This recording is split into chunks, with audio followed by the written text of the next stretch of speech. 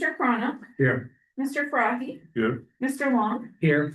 Ms. Young, and Chair Sheeby. Here. You have a quorum. All right, thank you so much. I'm going to send it right back to you for public comment. No public comment at this time that I'm aware of. Hey, moving right along. Let's see, can I get a motion for consent agenda items C1 and C2? So moved. Okay, I have a motion. Second. I have a second. All those in favor say aye. All those opposed, motion carries unanimously. All right, I believe I've gotten the nod from you. Is it okay to move up item Yep. E1 E4. or E4? Sorry. Okay, we're gonna head into item E1. Any public comment on this item, Madam Clerk? Or No. E4, sorry. No public comment as far as. Okay, perfect. All right. Would you like to lead us into it? I can. Okay. We're gonna have to change the presentation in order to. Thank you, Madam Chair. Appreciate it. First of all, I'd like to begin by expressing our gratitude to Western Heritage, Reno Rodeo, and the Nevada Department of Agriculture, and each of its dedicated leaders, including Lashana Spraga, Larry DiLoretto, George Cummins, Ben Tisi, Director J.J. Ropichia, and Deputy Director Doug Ferris. Their passion, commitment, and vision play a vital role in promoting and preserving our Western heritage, the Reno Rodeo, and the official state fair. We also want to recognize their ongoing efforts to improve the Reno Sparks Livestock Event Center, ensuring our Western traditions continue to thrive for generations to come. I wanted to share some key dates, milestones, and proposed terms of the termination agreement with the Department of Agriculture. In 1951, the State Board of Agriculture entered into a lease agreement with Washoe County, whereby the State Board of Agriculture leased certain real property containing what is presently known as the Reno Sparks Livestock Event Center to Washoe County. In 1986, Washoe County entered into a 50-year management agreement with the RSCVA to manage and run the RSLEC. In 2025 legislative session, the legislature enacted Assembly Bill 333. AB 333 effectively terminated the Washoe County lease as it pertains to the RSLEC property and placed the RSLEC property under control of the Department of Agriculture. After extensive discussions with the Department of Agriculture and to align long-term strategies and ensure continued success of the RSLEC property, the Department of Agriculture and the RSCVA have proposed terminating the management agreement effective May 31st, 2026, and transitioning control of management of the RSLEC to the Department of Agriculture effective June 1st, 2026. After the turnover date, the RSCVA will have no funding and management obligations at the RSLEC property, except for the funding obligation the RSCVA is proposing to the Board of Directors today. The department will honor all use agreements in place at the RSLEC as of June 1st, 2026. Let's see.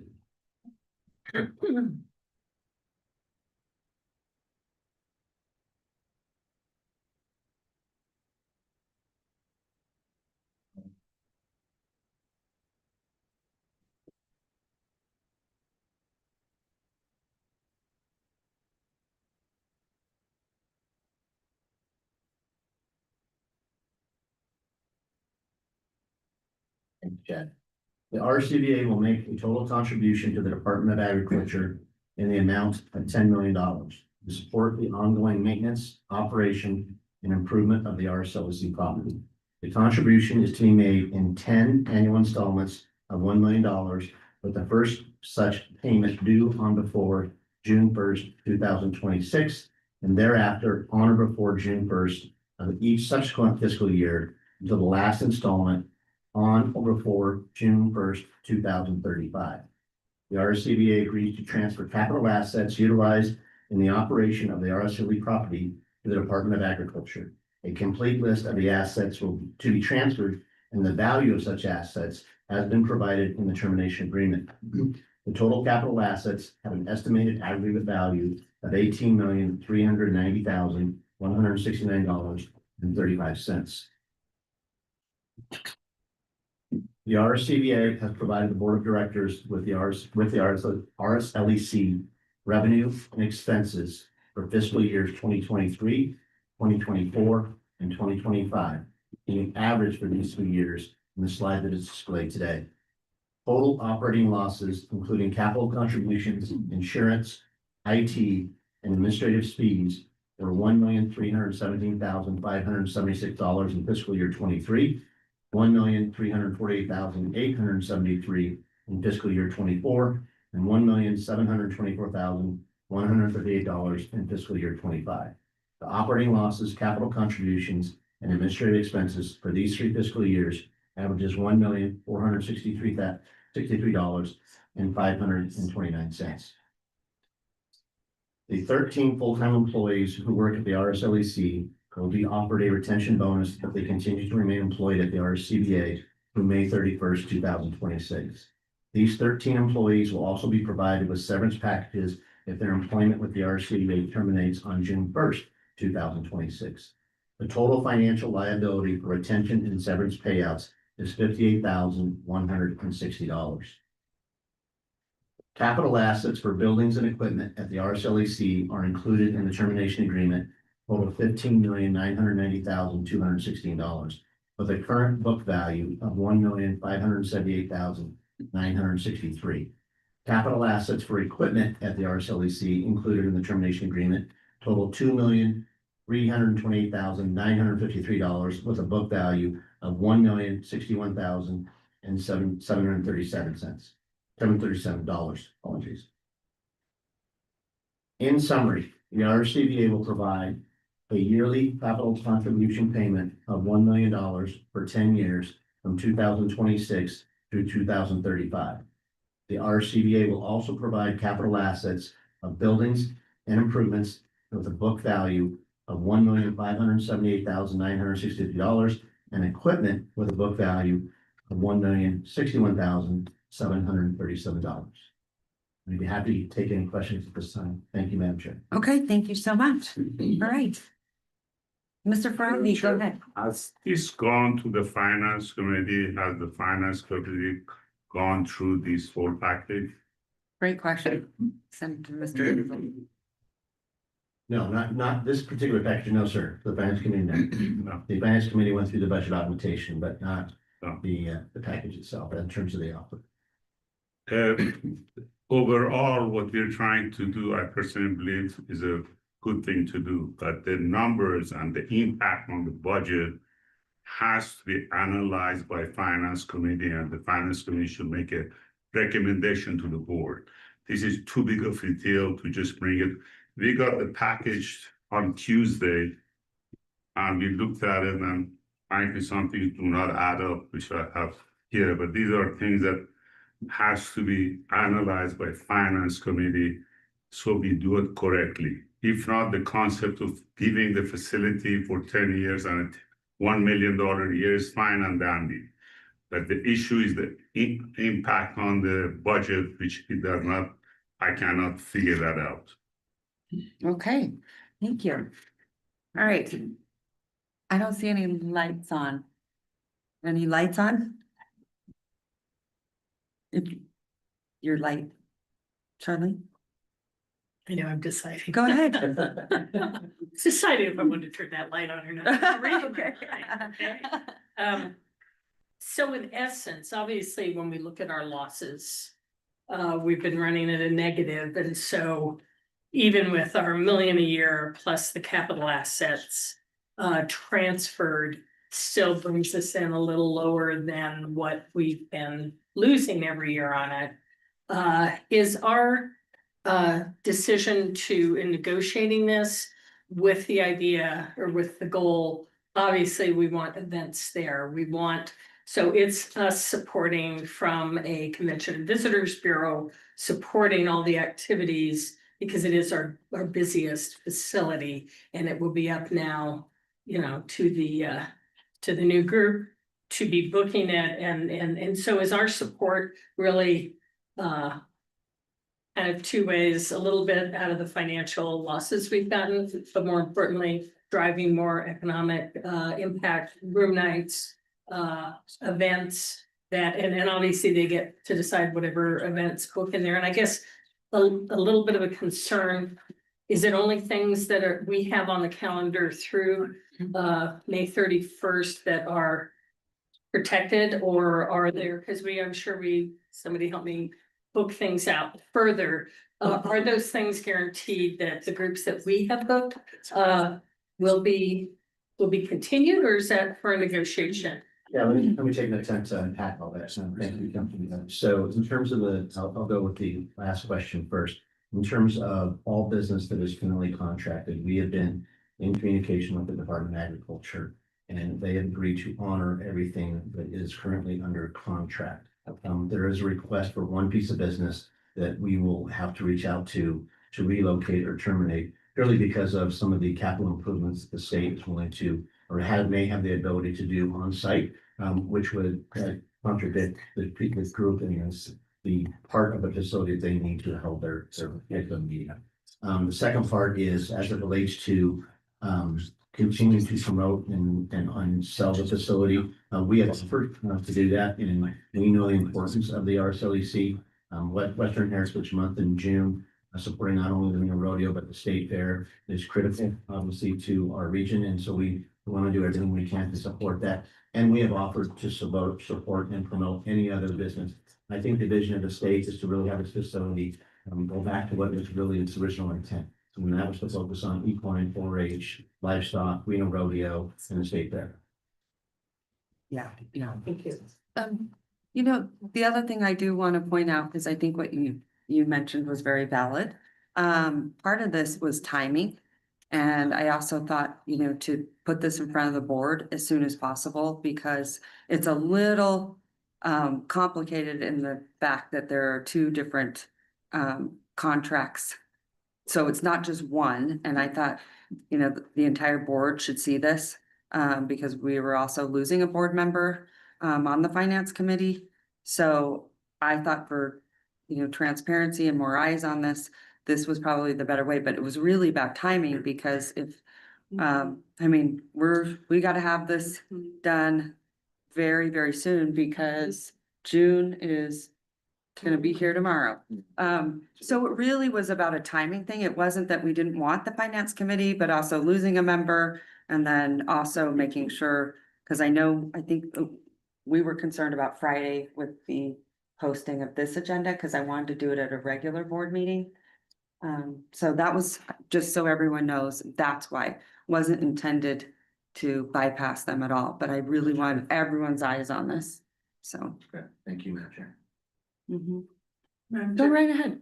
Thank you so much for the opportunity. I think given the fact that this actually was statutorily put in place in terms of at least the framework to which this is working, and the fact that the numbers really look that the loss that RSCVA has taken over the years, and the $1 million of that is actually less than, quite frankly, it's I'm just kidding Mr. Carano that I don't know they'd run a business that way, but the fact is that I think I'm ready to move forward. I'm ready to make a motion. I think that this is the right thing to do. I think the timing of it is critical to the success of our community and the success of all entities involved.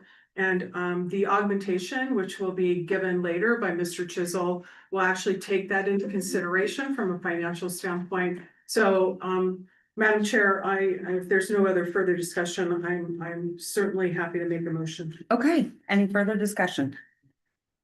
Great, go ahead, Mr. Carano. Yes, thank you, Chairman. I first of all want to appreciate what Mr. Frye has to say. We have had this item in front of us for quite some time now. I actually like what the Reno Rodeo and the rodeo people are trying to do with the future fairgrounds out there, and this was the opportunity to go that direction, along with getting Department of Agriculture and hopefully getting them to bring some grants to the table, which they already have success doing.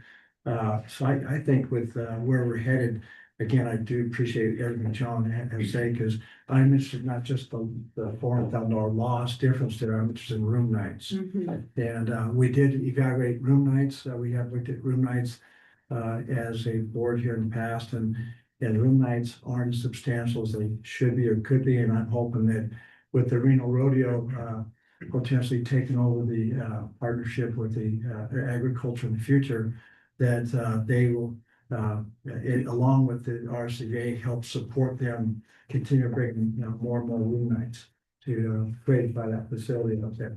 So with that, I'm here to support the motion. Okay, thank you so much. And I'll second it. Okay, thank you so much. So I have a motion and a second discussion. Yes, as I said, the concept.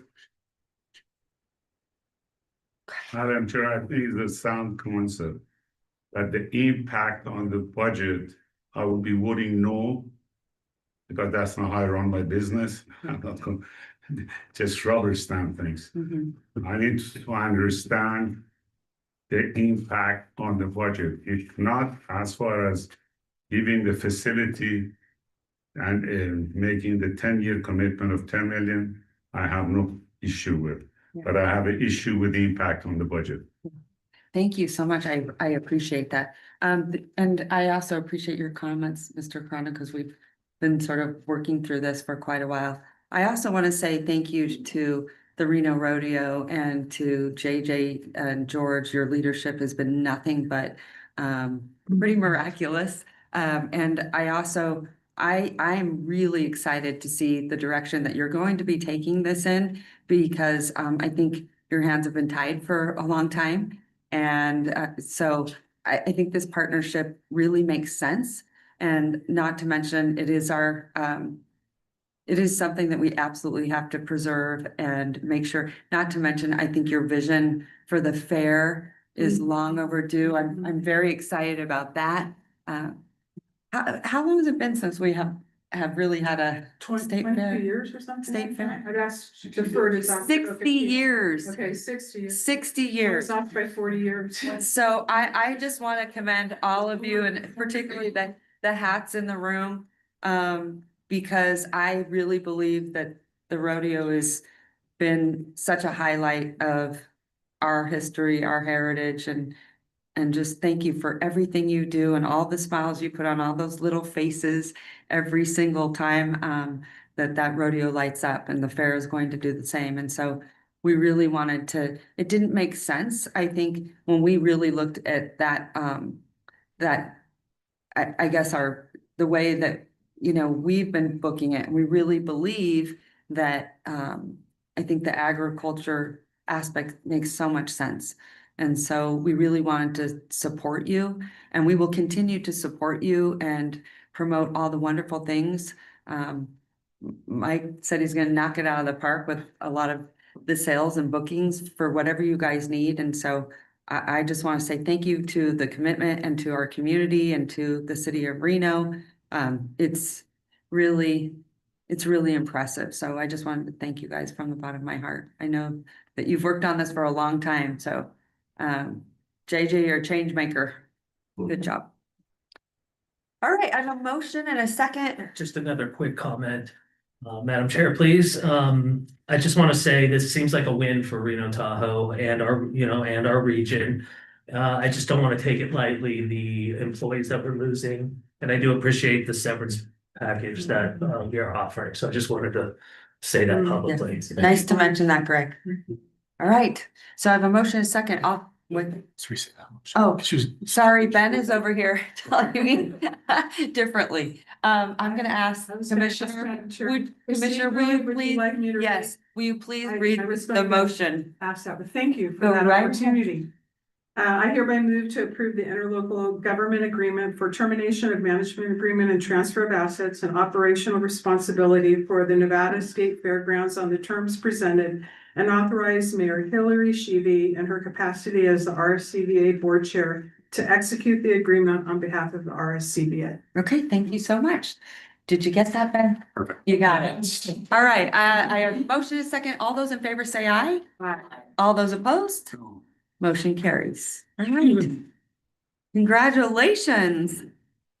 You guys ready for, you ready for the rodeo?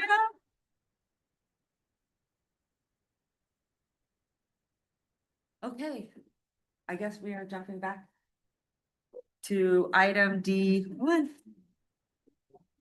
Have a great day, everyone. Thank you so much.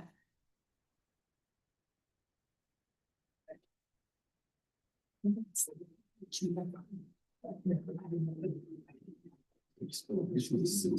Mr. Largetta. Rhonda, I didn't see you over there. Come sit with me. Try. Refuse, Madam Chair, she refused. You're in trouble. You're in trouble, lady. Okay. All right. You knew, Rhonda, if you don't sit up here, she's gonna be mad at you. Right, right. But then we would get in trouble because I'd probably talk to her and be that kid in class. Okay. Take it away, Mr. Larragetta. Take us into item D1.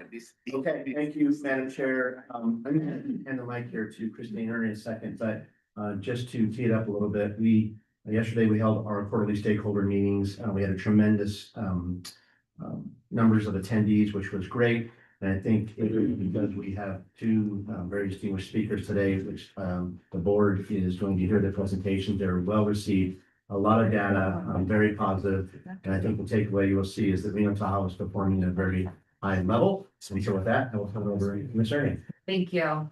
Yes, so I'm so excited to introduce Miss Alex Mullen. She is the Director of Research for Future Partners. Future Partners helps us conduct our visitor profile study, our brand and ad tracking study, and our resident sentiment studies. And these three studies, they really help us determine who comes to our region, why they come to our region, how our brand effectiveness is working, and also what do the residents think and feel about tourism in our region. This data not only helps us understand where we have been, but helps us really target for future years to come. And these three studies in particular, we've been conducting for the past 3 years. So you'll see some 3-year comparisons and some trend lines. And I think you'll be very pleased to see where the data is moving. So without further ado, Ms. Alex. Hello. Good morning. Okay, good. Hi, welcome. It's so good being back here. You know, Well, welcome back. so it's so good to be back in town and to be working with Mike and Christina. Oh. Just a little warm in here. So as Christina mentioned, today we're going to be really connecting the dots across the full destination picture. We're going to start with the broader context, the national context, because that really frames traveler decisions today. And then we're going to move through those 3 custom studies. We're going to start with the market conditions. We're going to move on to visitor behavior, to brand performance, and then to community perspective.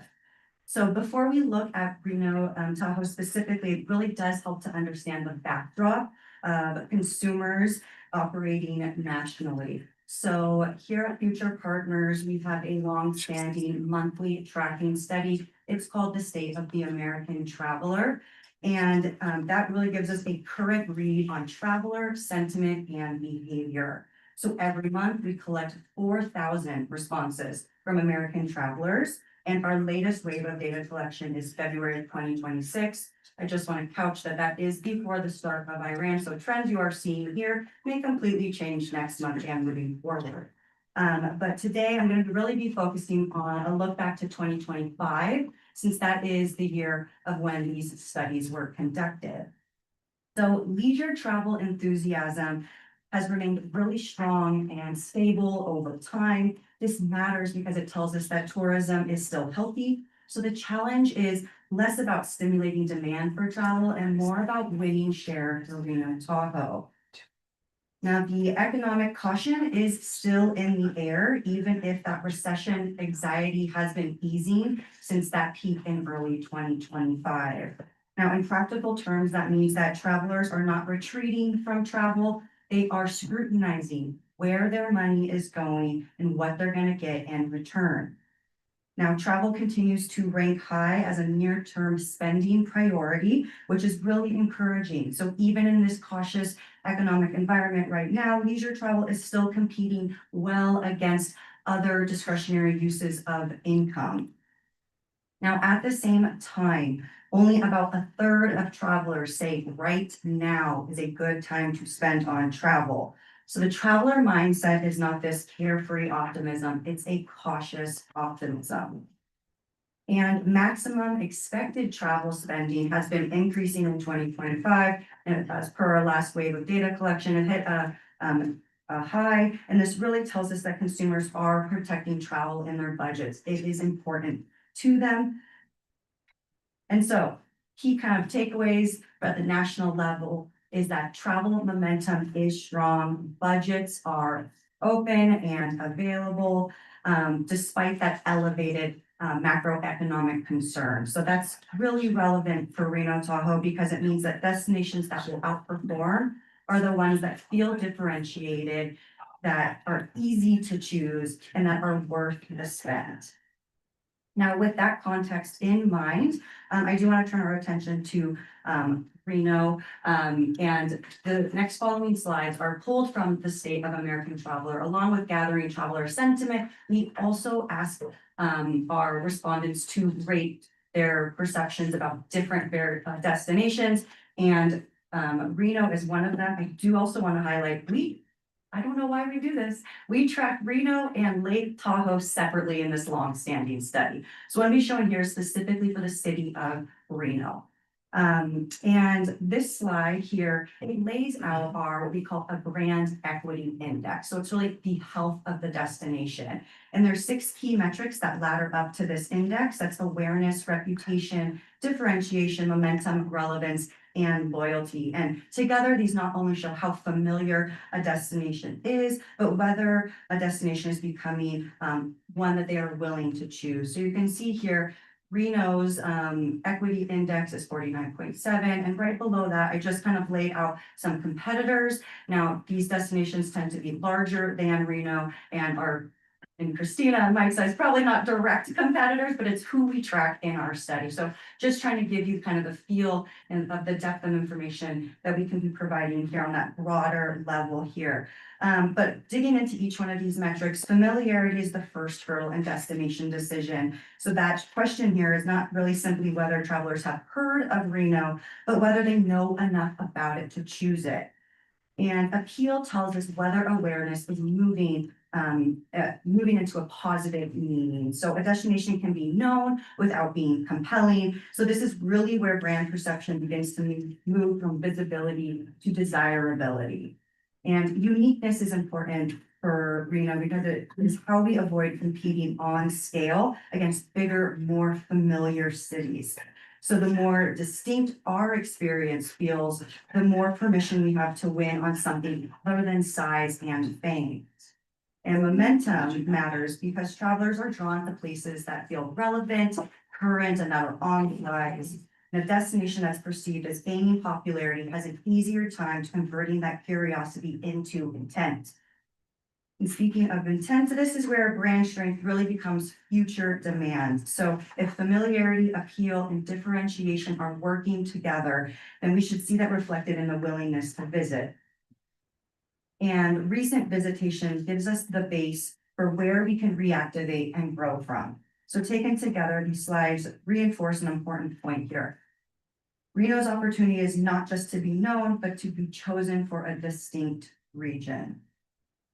Okay, moving along from here, we're going to move into that visitor profile study, which tells us who's coming, how they travel, what are they doing here, and how much they're spending. So this is the view of the market that we're attracting today. So I'm not going to spend too much time on methodology, just know that we collected responses from 600 Reno Tahoe visitors. Now, these are visitors who came to the region in calendar year 2025. And this is a really robust sample, so we can feel confident in the data that I'm showing you today. So at a really high level, the visitor story is encouraging. We're going to start with demand. So where's demand coming from? This matters because origin markets tells us both where Reno Tahoe is strongest today and where the next layer of growth is most realistic. Now, Reno Tahoe's overnight visitor base is anchored in regional drive markets. led heavily by California and pulling from the San Francisco and Sacramento metros. Now that gives the destination a strong geographic base while also highlighting the importance of selectively growing the fly markets that tend to be tied to paid lodging. Now, most overnight visitors are arriving by car, which fits that regional footprint, but air access disproportionately matters for that higher yield lodging, especially those vacation rentals, which really tells us that air service and the fly market messaging, those are consequential for growth. Now, looking at the demographic mix, this is a year-over-year comparison. We can see that the overnight visitor profile is relatively consistent year to year. The one notable shift for 2025 is that the overnight visitor base appears to be getting more ethnically diverse as well as a bit more affluent, which gives us a broader and potentially higher yield visitor. Well, now we're going to look at the shape of the trip itself. So what's bringing people in and where there may be room to grow. So leisure is clearly the core trip driver. At the same time, the business and the convention segments show useful upside because roughly half of those visitors said they extended their stay for leisure. So there's real potential in that leisure growth segment. Now, most trips are couple oriented, but family travel is meaningful as 1 in 4 visitors come to the region with children. That tells us that Reno Tahoe is not a single lane destination. It's serving both those adult getaways as well as the family oriented trips. And casino hotels remain the dominant lodging choice, which just reinforces that continued importance with gaming to the visitor economy. At the same time, vacation rentals are a smaller but significant, strategically important segment because they tend to skew younger and they are tied to longer stays. And speaking of longer stays, the length of stay has been fairly stable over time, averaging just over 3 nights. The exception here, again, those vacation rentals, which tend to show longer stay in market. Now, this next section looks at how visitors move through the destination. Downtown Reno remains the most visited part of the destination, with strong participation in other areas, including Incline Village, Midtown, and the Riverwalk. Now, this pattern suggests that Reno Tahoe is just not one isolated experience. Our visitors are stitching together the urban core, the lake, as well as neighborhood experiences into one single trip. And when we look at areas visited over time, the biggest movement we see in 2025 is that rebound in downtown Reno. Now that's important because it shows that the core hub is strengthening without sacrificing the destination's appeal in that broader multi-region area. Now, if areas are where people are going, activities tell us why they go there. So gaming is the leading activity, followed by shopping and visiting Tahoe, with outdoor recreation and nightlife also playing supporting roles. So in other words, Reno Tahoe's experience is not purely one thing. It's a blended trip anchored in gaming, lake access, and outdoor exploration. And when we track activities engaged in over time, again, what stands out is the strengthening of gaming. And that really does expand the share of visitors engaging in a core Reno Tahoe experience, while the steady outdoor event and cultural mix of activities points to good opportunity to build larger itineraries and for other add-on programming. Now, the next section gets at one of the most important themes in this presentation, which is value. Visitor value is rising in actual spend, but the perception of value is also where we see a really clear friction point. Now, average daily spend per person among our overnight visitors, that reached nearly $300, with lodging and dining and even gambling as the largest contributors to that spend. Now, that tells us that the visitor is creating meaningful economic impacts across our whole ecosystem, not just in one isolated spending category. And tracking that spend over time, daily spend is now at a 3-year high, which is a really healthy sign. Again, that just shows us that there's stronger in-market conversion across multiple parts of the visitor experience. Now, we asked our visitors to rate Reno Tahoe on a set of destination attributes. And what comes very clear is that gaming and outdoors lead the story here. That's a strength because it aligns to the destination's core identity, but it also does show that some of these secondary attributes are still less central in the way that visitors think about us. Now, busy slide, but when we do track that Reno Tahoe's performance against what visitors find most important when selecting a vacation destination, and Reno Tahoe is that black wavy line, the importance are those blue bars. What we see is that Reno Tahoe is over delivering on most of these attributes, and especially the ones that are core to the identity. But it's under delivering on one of the most important that matters in destination choice, and that's good value for the money, the one all the way to the left side. Now, I want to pause here for a moment and clarify that this value gap, this is not unique to Reno Tahoe. My experience, I see this almost every time, travelers really almost never fully meet the expectations of travelers on value. So what matters is not whether the gap exists, but it's how well we're going to work to effectively close that gap. And we can do that by really showing the richness of the experience and by making sure that visitors are walking away knowing that the destination delivered real return in terms of their time and spend. And we're starting to see that in the data here. We looked at visitors who rated Reno Tahoe as good value versus poor value. And what's really interesting that we're seeing is that visitors who see Reno Tahoe as good value for the money, they're not spending less. They're actually doing more in the market. They're visiting more areas, they're participating in more activities, they're spending more all overall, which tells us that value here is not about discounting the destination. It's about continuing to build that depth and richness of the visitor experience. So that naturally brings us into satisfaction and advocacy. So value is a soft spot. We would see this starting to show up here, and overall satisfaction really does remain strong over time. You can see it softening a little bit in 2025, but that's not really suggesting anything of a brand failure. We just need to make sure that we are actively working to address this potential risk.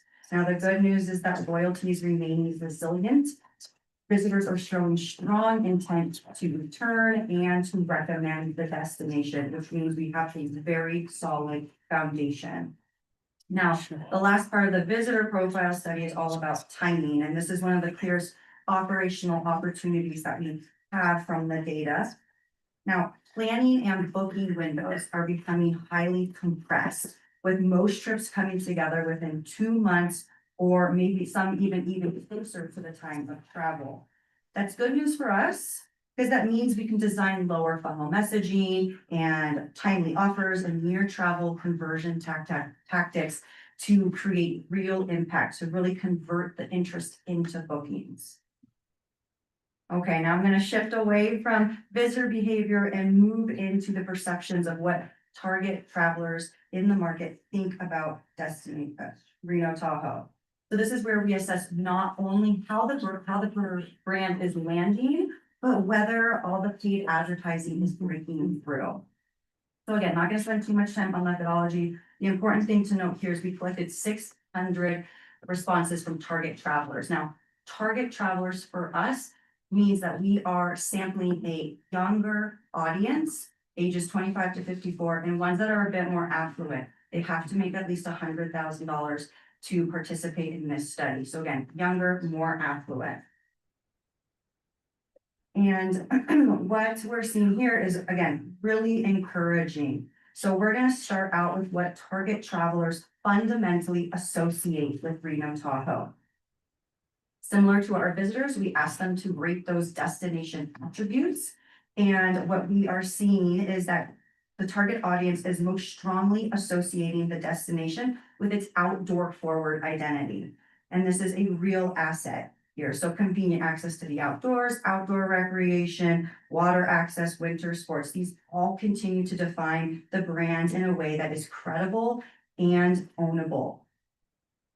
And when we track this over time, what is encouraging is that the story is actually broadening beyond the outdoors. So urban and cultural attributes like cuisine, nightlife, museums, festivals, sporting events, these are all showing meaningful gains, especially within the last year. So this is suggesting that the brand is becoming more multidimensional in the minds of our target audience. And again, when we track that performance against what's important to destination choice, the biggest gaps we're seeing is that value, but as well as ease of accessibility. Now, these are, again, important finding because it tells us that the brand is not lacking in personality. We just need to work more effectively to close that gap on those attributes that are the ones that convert interest into bookings. All right, the next section is not just what about travelers think Reno Tahoe offers, but how it makes them feel. Now, Reno Tahoe's vibe is resonating really well, especially around being fun, independent, and living life fully. And that's meaningful because it gives the destination an emotional identity that extends beyond our activities and starts to create a more memorable brand. Now, those brand perceptions, when we track them over time, they are getting stronger and sharper, especially around individuality and edgy sophistication.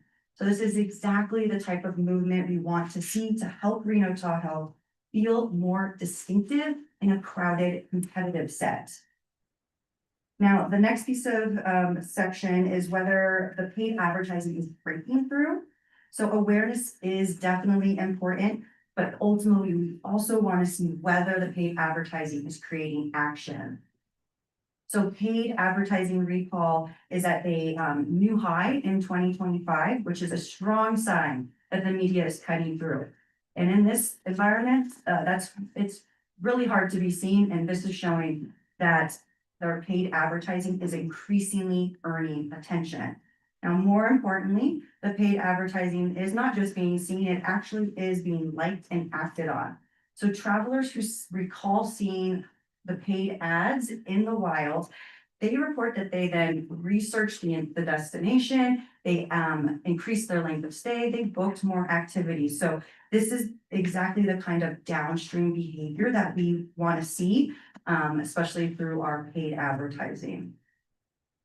Okay, stay with me now. The last chapter in this presentation is that community lens. So this matters because a healthy destination strategy has to work not only for the visitors, but also for the residents who live with tourism every day.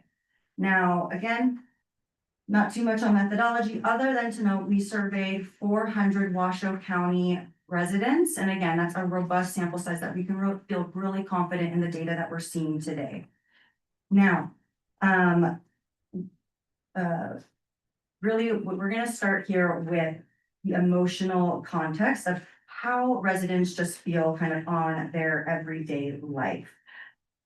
Now, the overall quality of life here is favorable. What we're seeing is that as residents are broadly optimistic about their life here in Reno, and that optimism is even stronger when they look ahead compared to when they look back.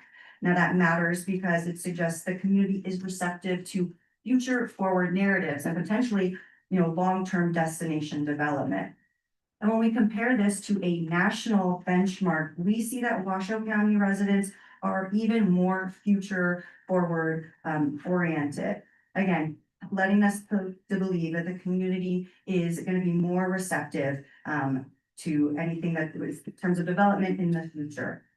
And now with that backdrop, we also asked our residents about tourism itself. So overall sentiment towards the local tourism industry has been staying consistently positive year over year. That stability suggests that tourism has ongoing legitimacy in the community. And when we look to see here that nearly half of residents agree that tourism improves the quality of life for them and their families. And this has also remained steady year over year. Now, while it's not a universal belief, it's still credible and durable and helps us understand that residents see the local benefit of tourism. And when we compare that stat to a national benchmark, Washoe County residents are somewhat more likely to say that tourism does impact their quality of life. Now, where the story gets a little bit more nuanced is at the community level. Residents recognize tourism benefits, but they are also aware of the lived trade-offs. So we asked our residents to rate their agreement on a set of statements about how tourism impacts the community. And the strongest perceived benefit is that tourism supports arts and events and community vibrancy. But right alongside that, crowds, traffic, and housing pressure, those stand out as top concerns, which tells us that support for tourism is benefit-led, but not friction-free. And over time, we see that residents are increasingly recognizing those benefits in terms of the amenities and events and the funding. But again, crowding and traffic, that one item continues to move in the wrong direction, making navigability the single clearest pain point among our residents. Now, economically, residents understand tourism's importance. We asked them to rate their level of agreement on a set of statements of how tourism impacts the economy. And economically, they believe that tourism is important for the state's economy, the county economy, and the county future. And that strong validation for tourism at that macro level, but they have a harder time seeing how tourism impacts them personally on their day-to-day life. Now, keeping that gap in mind, you can see that that gap is consistent over time. Residents largely accept the economic case for tourism, but again, far fewer believe that it actually reduces their taxes or lowers their cost of living. Now, the last section is how tourism impacts the workforce story. Again, rating level of agreement on a set of statements about how tourism impacts jobs. We see that residents generally agree that tourism is the source of jobs and economic, accessible employment. That's positive. It means the industry is viewed as a real workforce contributor. Now, you can see what holds them back and what we've seen year over year is that perception of compensation. Job availability is viewed favorably, but pay is not. So this tells us that we need to communicate and strengthen the value proposition of our tourism careers. Now, we did map out some of these statements against a national benchmark. And what we're seeing here is that Washoe County residents feel that they're more supportive of tourism than that national benchmark. Again, the one friction point that they feel more acutely is around that traffic and crowding. Now, I know that was like a lot of data that I just threw at you, but if I could summarize this entire research program in one line, it would be this. Reno Tahoe has the demand. We have a strengthening brand, and you have a community permission to grow. The next phase really depends on providing that visitor value while reducing friction points among your residents. Thank you, Alex. Amazing. Okay. Do you want to add anything? Awesome.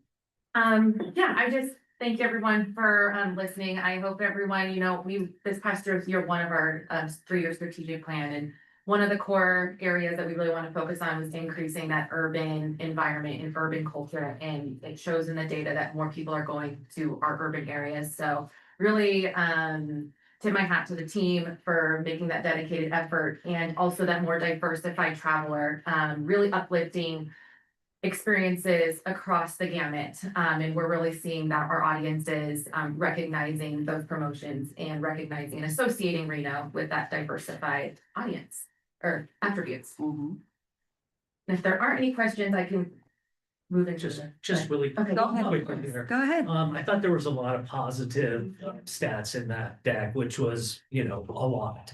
But the one thing that concerns me is the brand equity index, and that, at 49.7, one of the first slides in your presentation. And it was going down. how do we affect that? And how quickly can that be affected?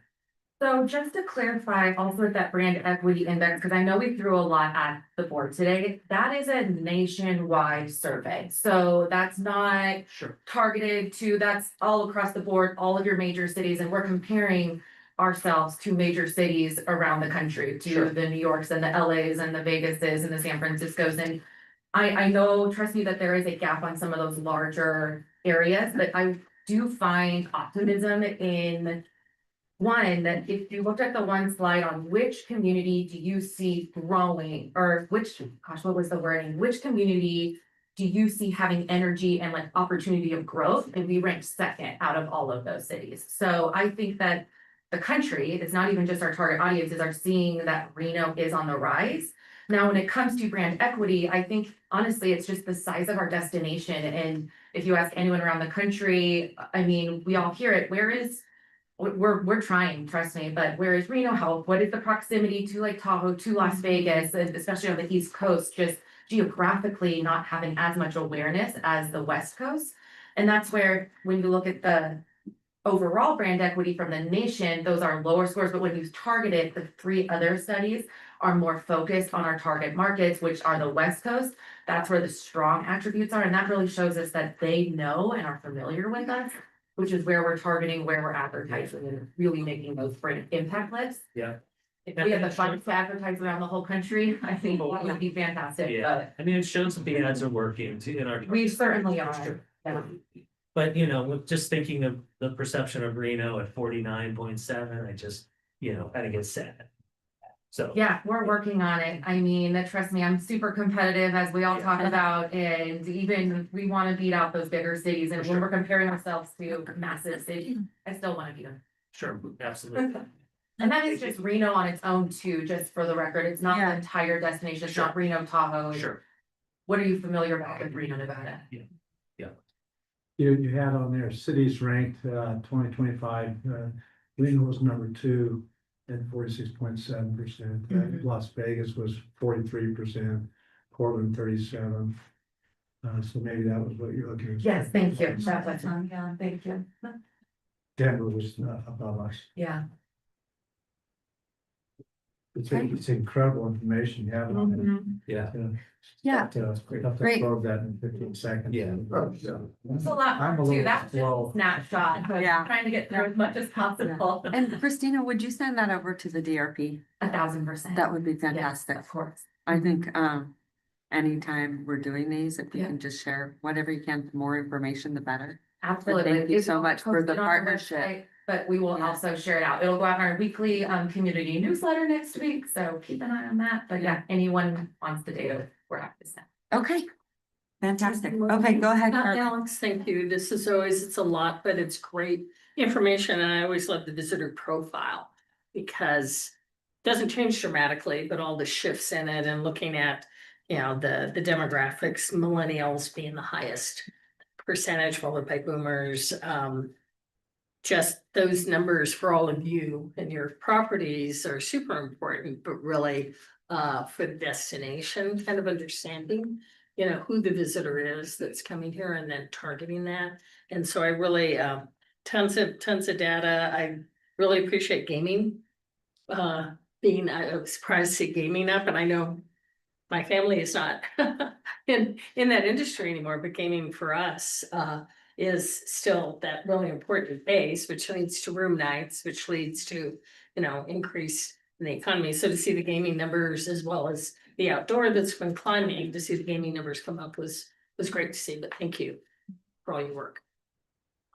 Okay. What's interesting is gaming's up, sports books are just absolutely taken off. Yeah. And now you have sports books in other states that don't have sports book, and you have, what's it called? What's the name of these? It's not sports books, it's prediction. Oh, the prediction market. The prediction market. Prediction market. And so you can actually bet on stuff in California without a casino, Yeah. without a sports book. Yeah. And so gaming's growing across this country, and so how do we continue to grab as much as we can here? Well, I would say experience matters. That's right. And so if I were traveling Nevada, I would show the massive amounts of payouts versus these new markets. You can't compete with Nevada, right? That would be a fun, it would be a fun ad. Experience matters, Nevada. And here's why. Bam, bam. All right, okay. I think that's just a presentation unless you want us to take a motion to approve. Okay, we don't have to do that. Thank you so much. Appreciate you. Always good job. No, well, we like having you. We hope that you're gambling too. Okay. Madam Clerk, I believe we're gonna go into item D2, and this is with Miles. I always love having Miles here. I love what you guys do, and this is always good information as well. So welcome. The floor is yours, unless Christina, you want to tee it up? Yes, Perfect. just to, so now we're gonna take those insights into action. And so we have Andrea Godfrey here. She is the VP of Data Science for Miles Partnership. And she takes not only the information from future partners, but our other data partners, and she's gonna walk through which data we grab from each partner and then how we translate that into optimizing our marketing campaigns, optimizing our target audiences, and really taking those insights into action. And then lastly, she's gonna round it out with a new scorecard that we're gonna include in board packets moving forward to really just provide that consistent performance update of providing the data, providing how it's impacting our region. And so you can expect that in your board packets moving forward. So without further ado. Boom, I love that. Yeah. Good job. Okay, so now you're gonna tell us how we're gonna use all this wonderful information. Okay, take it away. Well, thank you all for having me. I was able to enjoy the director service from Atlanta on Tuesday. So always love being here, Marina. I love that direct flight. So let's see here. What's happening? All right. So I joined Miles about 2.5 years ago. And I joined the team to start our data science program. As an agency, just I know y'all are used to hearing from us, but this might be a different side of the house. So I just want to take a minute and kind of talk about our philosophy and then a lot of why we are such a good fit with Mike and Christina and the entire team here is. So we're very much a company that's focused on data and technology. And so even before I joined Miles, we were really focused on innovation and doing programs like destination optimization. So coming in and helping small businesses learn how to get on Google Maps and get that accurate information out. And we also have brought AI Opener from Europe over to the US and started this program here in the United States for destinations that's focused on how do we create basically a think tank of best practices for how AI is integrated into destination marketing and the operations that we have. And then so myself, so the data science team. And so we are the team that has worked with y'all to develop this scorecard. So we built this team out. We are a small but mighty team. We've got 4 persons and myself. Sometimes I joke that I'm the dead weight, but they have some wonderful data scientists. And so what we really realized is that when we talk about data science, when we talk about ad tech is, you know, a lot of y'all as hoteliers here, you have a cash register, but Sina and Mike and the whole team and John and all them, they don't have a cash register.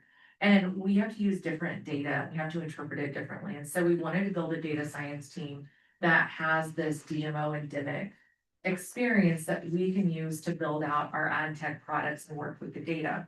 And so we do this not only by working with partners that our clients bring and have in-house that are unique to them, but also through our partnerships that we have. So at Miles, we invest $500,000 a year in data and research that we either give back to the industry to solve some of those big problems. So think about the World Travel and Tourism Organization. We've been working with them on a global job study.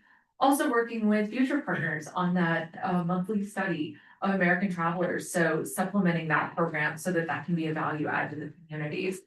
And so we bring that research that we have along with the partnerships that our destinations have, and that's how we start to drive strategy.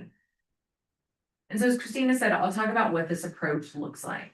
I know data can be, I think Alex really teed it up to be very engaging. I hope that I can continue to keep that enthusiasm going for y'all. And so we take an approach of building a unified market lens. So whenever we start with strategy, we come in by trying to create a unified view of a destination in terms of the industry within the destination, so within that, Washoe County area. But also holistically looking at the competitive set. Because just as y'all heard Alex talk about, and as we all know, travel is very multidimensional. And so looking at a single indicator like just lodging data or just booking data from markets can create blind spots. And so with that, what we do is we bring in competitive market monitoring. And so we do that by bringing in mostly airline and lodging data, so understanding that source information. But then we also use a multi-source ecosystem insights. So think about, we've got traditional versus short-term, non-traditional lodging, geolocation data, visitor survey data. So really creating this ecosystem of insights and then looking at market level travel readiness. So that's something we definitely bring in from future partners a great deal, which is looking at market by market, understanding from competitors as well as y'all's visitors, when are those markets really looking to travel and how much are they prioritizing that travel? And so bringing that together, we have a unified view of the market. Something we really lean into that I think we can all say that we experience in our day-to-day work is, a data point isolation has limited value. But when you put it in context, it starts to have that infinite meaning, and that's really what we strive for. So, as we know, there definitely are right fit travelers. We recognize that just because there's connectivity, so let's take myself in Atlanta, where I'm based, with that direct flight that you'll have on Delta. So Atlanta, I might be a right fit traveler, and that's a good place to start. We know that we've got connectivity. We know that we've got promotion with the airline. We know that we've got those factors that make Atlanta important. We want to start with that. But then it gets more complex and we want to find those right fit travelers within the market. But with destination marketing, that's really where we start with understanding really the origins that come to a destination. Now, I will say, this is I believe in y'all's packets as well. I want to preface, this is data that I a little bit seeded to be somewhat not directly impactful with the campaign we're running today, because I wanted to talk about this from a philosophical and an application standpoint. And so essentially we built map.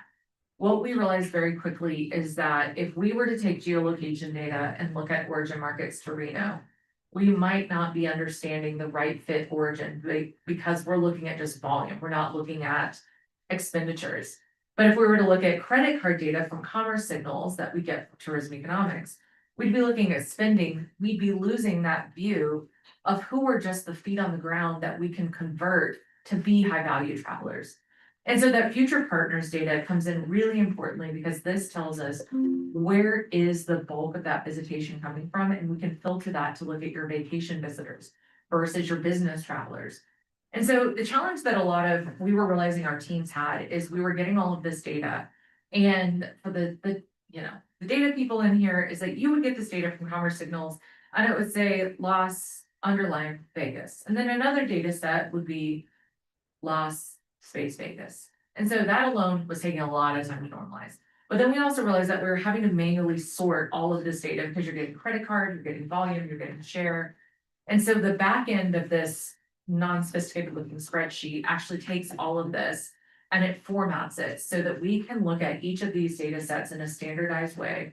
We also can pull out all the naming abnormalities and we get a rank on this.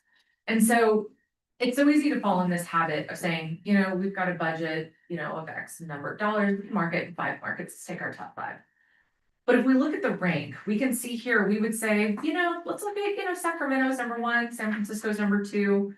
Great, these are, or number 3, these are our 2 of our top 3 markets, besides our regional drive, because keep in mind that's a DMA, it's not just the Reno city. So we'd say, let's go to those 2. But when we look at the score, this is the velocity of the market. We start to realize that they have 2 very different velocities of each other. So think about, let's go back to college physics, high school physics, and think about everything that has a velocity. If you were to throw a ball, depending on the force that you put behind it, it's going to have a different velocity than another. So what we wanted to do was be able to create a weighted scoring so that not only were we getting a ranking, but we were understanding the velocity of each market. So with that, that's where our teams are able to go in and then start bringing in those media partners so that we can look at those real-time travel indicators so that we can see, number one, where are the audiences that we want to target, but then look within those markets and say, maybe San Francisco is number 3, but travel readiness in the Portland actually is much higher. And so we can make those real-time optimizations and bids. So just wanted to share that, kind of to talk to you all a little bit about the philosophy, because I know that's often a big discussion is how do we decide where we're going to go? And so wanted to kind of talk about how we go into that, make those decisions. So let's talk about working with our partners. Future Partners is a very valuable partner at Miles that we work with. And so the information, that Alex just presented is really invaluable for us when we talk about strategy, we talk about creative, we talk about where we place those ads, we talk about what content we place the ads alongside. And so that's those traveler characteristics.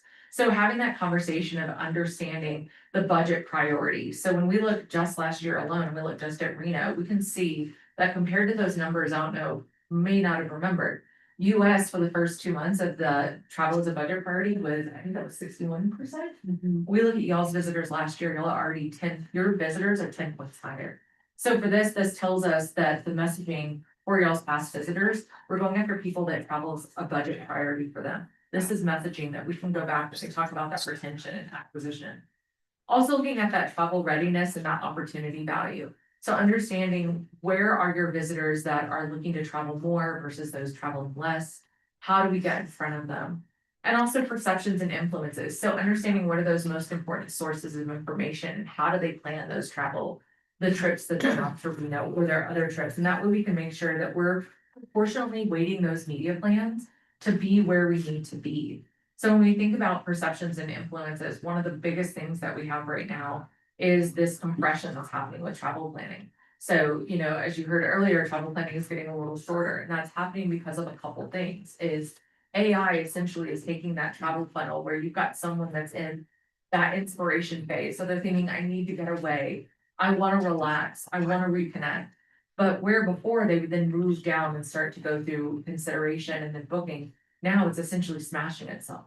Also, we've got, as you saw, as Alex shared earlier, we've got perceptions where people are concerned about their financial situation or potential recession incoming. So what we've been seeing happening when we look at some of the airline data and also, I don't know if y'all are seeing it with your lodging data too, at a national level, is consumers are planning their trip much closer to when they are actually planning to go or when they originally made that booking, they're canceling it. And then they're thinking about it, and then they're booking it again, and then they're canceling that refundable, but then they're going back a little bit closer to that trip when they say, you know what, right now feels good. We're a couple weeks out, let's go. So those are things that we can lean in on to start pulling those levers with our messaging and where we're placing those ads. Another partner we work a great deal with, and y'all have a legacy partner as well, as Tourism Economics. So tourism economics for RSCVA has really 2 primary roles. Number 1 is the economic impact of tourism. So every year they go in and they do a full economic impact analysis of this industry on the local economy. And when you think about those stats of where y'all's residents say that this is a job driver, but maybe they have those concerns over wages, this is the source of the information that y'all can take to your community to let them know how important those jobs are that are generated, what those wages are, and the value of it. So that's where you can close those gaps with perceptions there. So Tourism Economics is a subsidiary of Oxford Economics and is a global company as well. We work with them globally with multiple clients across our portfolio. Another is Symphony. The Symphony platform essentially is the bottom screenshot that I have here. So this is a platform that brings together the research and the data that RSCVA has, but also brings in a lot of national level government data sources. It essentially provides very real-time, very easily accessible data visualizations that make it easy to access and also work with that data to be able to build strategy, answer those questions that maybe come our way about the economy and about the industry here. But something that I think is really important also is the fact that they are economists. They are a nationally, globally recognized firm. They also use an implant model, which is, really the standard that we want to work with here in the industry. But they also bring these value added insights. So I wanted to show this as an example here of I think this was one of the most important deep dives that we started doing with them so this slide, we all know what happened in 2020. We all have lived through that, is room demand plummeted when the pandemic started. GDP took a pretty big dip as well. But something interesting happened, and it started coming out of the pandemic, is where before there was a pretty much linear relationship with GDP nationally and room demand, but that started to divert. So this chart here led us in tourism economics down a very deep dive of understanding what is happening at a national level that is shifting consumer behavior. And based on the goals of destinations, what do we need to lean into? And so essentially what is happening here is a couple things, is a shift to short-term rentals. While those definitely are a big draw for those younger demographics, also what we're seeing is those persons that are, but especially families, when we look at the rise of short-term rental demand, which we'll talk about here in a little bit, it's going after those larger properties versus getting multiple rooms. So it's about a cost saving. Again, budget priority, but consumers are spending very, very fiscally with that. It's also the rise of cruise. Nationally, what we're seeing is that there is a shift with more persons opting to go on a cruise in exchange for a domestic trip.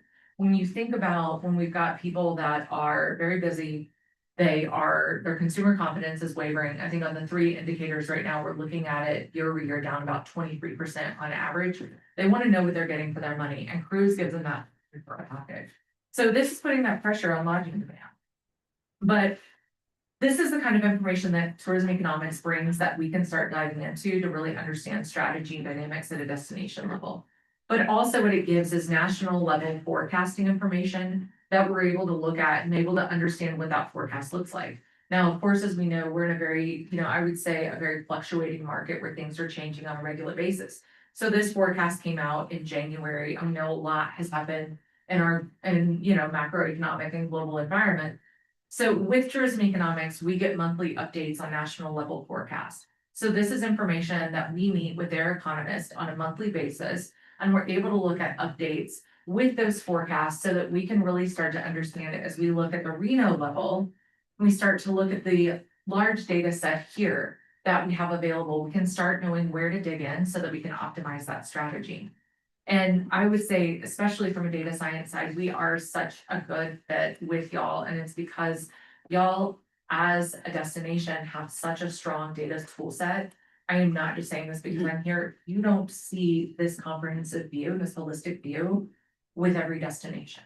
Y'all are really building a tool set that allows us as an agency and y'all as a destination to really dial in on not only the contextual, but also the transactional, and then also those early indicators that can help us drive decisions. And so that's where the monthly destination scorecard came in.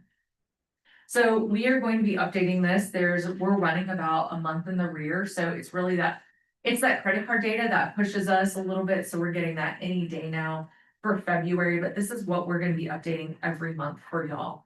And so essentially we're going to bring in these core metrics that we want to look at that are those early indicators to say, with what we were looking at from the market environment in 2025, what are the early indicators telling us about 2026? So we want to look at lodging demand and revenue.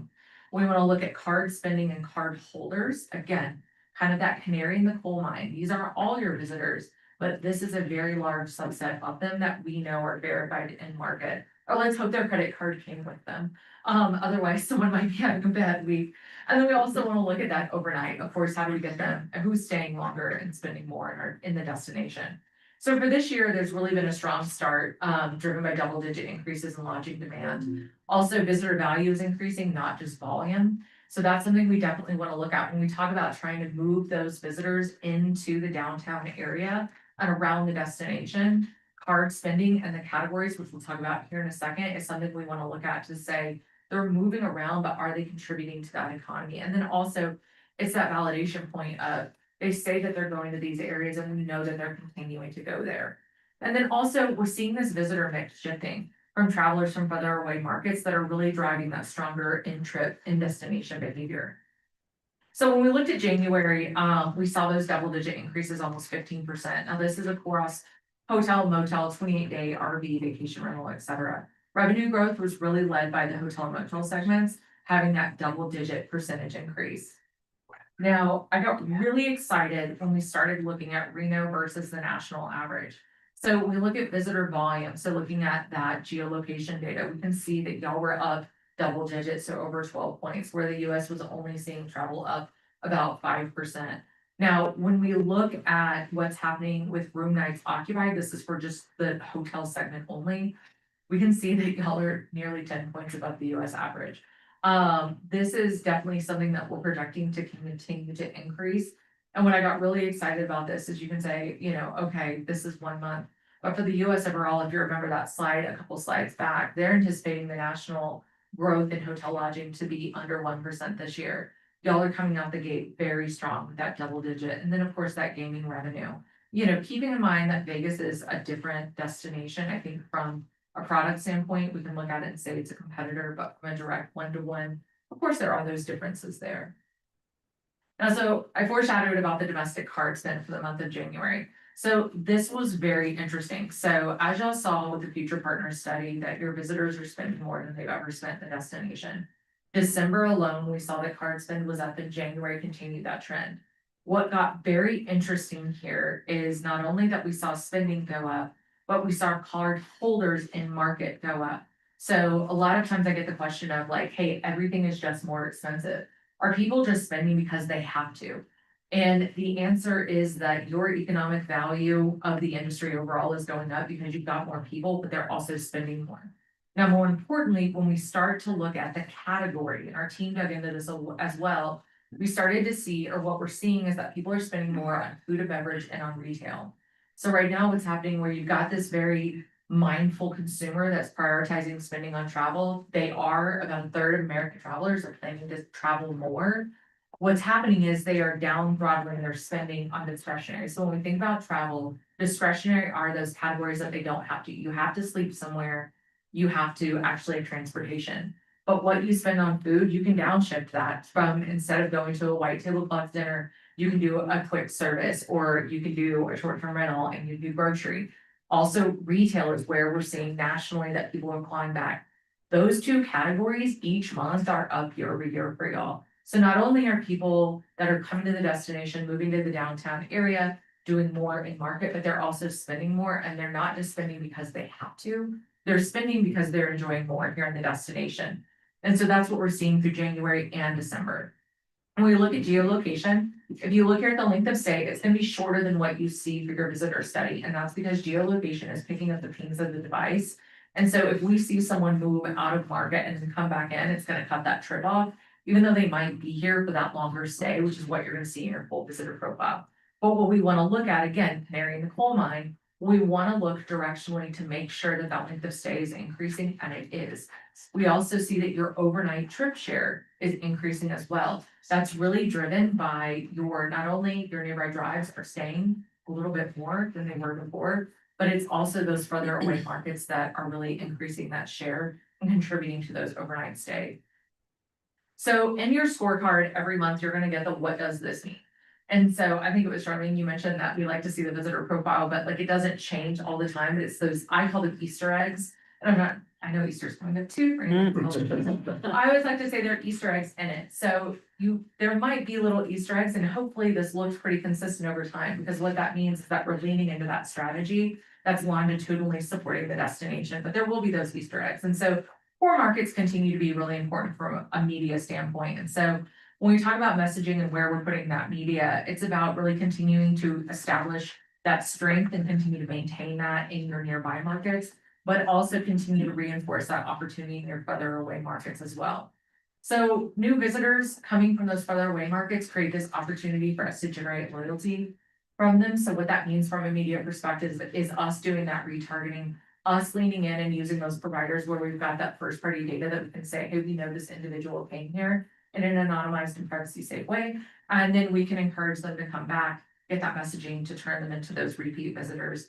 And then also we know that higher visitor spend is driving that stronger economic impact. So leaning into those higher value visitor segments, but also really putting that content in front of consumers when they are in that mindset to think about exploring, to think about doing more. And so, for us, I'll just kind of move through this real quickly here, but for us, it's really essential that we use a multiple data source to drive our strategy. For us, it's about creating context, not only at a national, but a state level. And then we really try to look at it at a global level as well, because we recognize that your domestic visitors are thinking about all destinations. They're not thinking about just the US.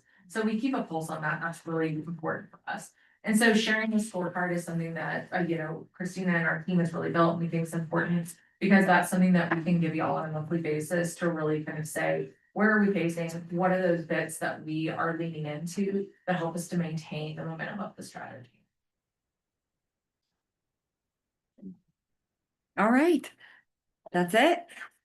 That's a lot of information. It's great though. It's so impressive. I just love it. Okay, questions? I have a question. Go right ahead. I guess I don't need to do that since you saw me. Well, thank you. I think we're all gonna be in data comas. I know. I was afraid I was gonna push us into that. As a source for revitalizing this data coma, but.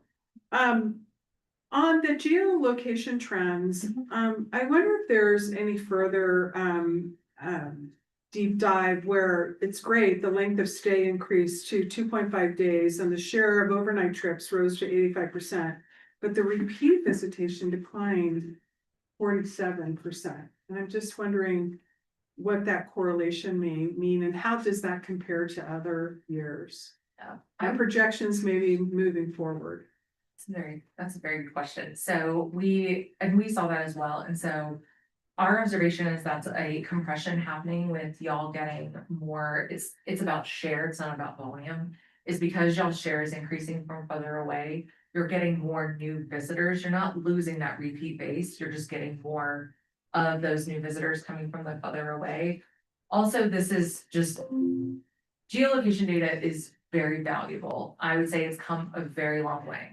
But I will also say it is dirty data in that it takes a lot of processing. So I use that directionally to look at, my philosophy and our team's philosophy is pretty much, we look at it directionally to say, are we repeat, are we first time? But essentially, like, depending on like the ID match with how people allow and don't allow tracking, and when they are trackable as they come into, it's either a weekly active user or a monthly active user. But depending on the caching and what they do with their trackability, they can look like a new device when they actually were one that we saw before. So I don't lean too heavily into that personally. That's just my philosophy. Thank you. You're welcome. I just have to understand, so repeat visitation declined to 47%. Does that mean 47% of people don't plan on repeat visitation, and did that go from 48% to 47%? Is that the decline? So is that better? Oh, yeah, see, that's where the data gets dirty, just to be quite honest with you. This is dirty data. Yeah, I mean, I'm not saying it's not, it's whenever we talk about variety, we talk about longitudinal trackability, that's where it can get dicey. So that's where I would definitely preface that the absolute volume is going up. The share is what's shifting because you're getting more of those first time. It's putting a lot of compression on the share of the repeat. And then, like I said, I just, with this data, what I've seen is the actual matching of the devices longitudinally can get disrupted, especially like it's more privacy preferences are shifting, and so people are taking those steps to opt in and opt more. So that does cause more noise. Dirty data, so dirty data, I don't understand that. It declined 48 to 47, that'd be a positive. I think the way it reads is 47% were repeat visitors. Yeah. That is down 38% year over year of the whole visit. Visitor volume was up 12%. So you can kind of take that into that equation. Half of our visitor volume still being repeat visitors, I think is still very strong. Yeah. Slightly down year over year, but as long as we don't see that, we tend to see repeat visitors continuing to grow. January could have been an anomaly in that one, but it's something we keep an eye on, absolutely. And that's where we can make those refinements too in our targeting is if we do start to see that, maybe we build up our retargeting campaigns to some of those repeat visitors. Well, I'm just wondering, since you guys are doing such a great job in the compilation of all this in chunkable, digestible, easy to read, I wonder if there's also an opportunity to look at what that looks like in terms of trends. Yeah. So that, I'm just asking, No, I don't want to burden you with more data. but. Oh, we're I always just think in it, it would and I be do helpful appreciate it. because it She just loves jumped it. out. Sitting through Yeah. it, truly. I loved it. Yeah. I mean, it just jumped out. Yeah, The number that, there's a No, lot of other great absolutely. numbers too, Yeah. by the way. Okay. So I'm not suggesting. All right. That's the only thing. Um, Thank you. Okay, we are gonna wrap this up. I don't believe we need to take any action on this item. I do have one quick question. Are you usually using a specialized geofencing, like visitors type of tool? Yeah, so we source it from, or sorry, no, go. Yeah, So we source primarily from Azera. So Azera is Just- the okay. largest data provider globally. They're used by the state bank, they're used by Walgreens, others like that. And so essentially it geofences all devices that are within this geography. So they'll essentially do a polygon within on top of it. And then we're kicking out any devices that are within 50 miles and we Yeah. see show up for less than 8 hours. okay. And Christina, are you doing any geofencing? I don't know. We are, so we. Specifically, Mhm, yeah. We have key points of interest. I think we have over 50 of them identified in the Okay. region that we fence just, whether it's our convention center, the downtown district, that's how we know more people are going downtown too. Whether it's Midtown, whether it's Yeah. Sand Harbor. Right. And what are you using? It's a different organization called Zardico, but it's Azera as well. Okay. Is the, Yeah, they're tied in, so that's what I Mhm. was wondering. Yeah. Because I know it's important that they talk, so it's specific. Yeah. Mhm. Okay, that's awesome. Good work. Loving it. Okay, we are moving along because we do have kind of a hard stop because we've got to get some people out of here. So we are gonna jump around a little bit and we are gonna head now into item E1. So that is the one and only Robert Chisel. If you want to take the floor. Sure. The board of directors is being asked to approve a budget augmentation in the amount of $1,550,000. The Finance and Facilities Committee approved and recommended the augmentation at their March 10th meeting. Public notice was duly noticed on March 19th in the Reno Gazette Journal. So basically, it's coming. Just moving along, our budget was, just to kind of quickly go through, since we have a hard stop. This augmentation does not change any of the financial policies and meeting those financial policies that the board has adopted. These were the general fund revenues and sources for this year's budget of $54 million. We're looking at increasing the augmentation of that by 1.5 million. General fund expenditures are 53 million, and we're also increasing that as $1.5 million. Just to quickly go through budget augmentations, like our budget goes through the Department of Taxation processes for budgeting and augmentation. Revenues, there's very limited sources that can be used for budget augmentations. The uses of expenditures are be clearly defined, and approvals are going through the board and public notice, and both of which we are here today to do. Oops. The sources of the revenue is the beginning fund balance as of July 1st, 2025 was $396,000 above the budgeted amount when the budget was approved back in May 22nd, 2025. The other item is revenues are above budget by 1.1 million. Here was the beginning fund balance as of July 1, and the actual, the $396,000 difference. We looked at room tax revenues have exceeded budget for the first 7 months of the year, and February was also a very good month, but it was not included. The additional room taxes was 1.8 million, but we're only augmenting by 1.1 million because that is all that was necessary for this augmentation. So we're leaving money on the table, so to speak. The uses, we are actually going to be reducing salaries and employee benefits in general government. There were salary savings due to vacancies in finance and HR. So those were savings there, but we are going to be increasing the services and supplies budget for general government for two reasons. One, the OSHA fine, which was not anticipated, and the consultant that was taking over for the vacancy in the general government area, myself. I have some questions, Madam Chair. We will, Sure. do you want to are you finished? Let's just finish and then we'll, Okay. then I'll head. On this page, I have a question. Okay. Okay, Because you have put in, Robert, reduction in salaries and the reduction in that, but then increase in services and revenues, and you still showed as a bracketed 200,000. Well, there's a minus sign in front of them, the bracket was just showing. If you see, there's a minus in front of the 300,000, minus in front of the 200,000. So that's addition then. Those are They- parentheses, not brackets. yeah, reductions.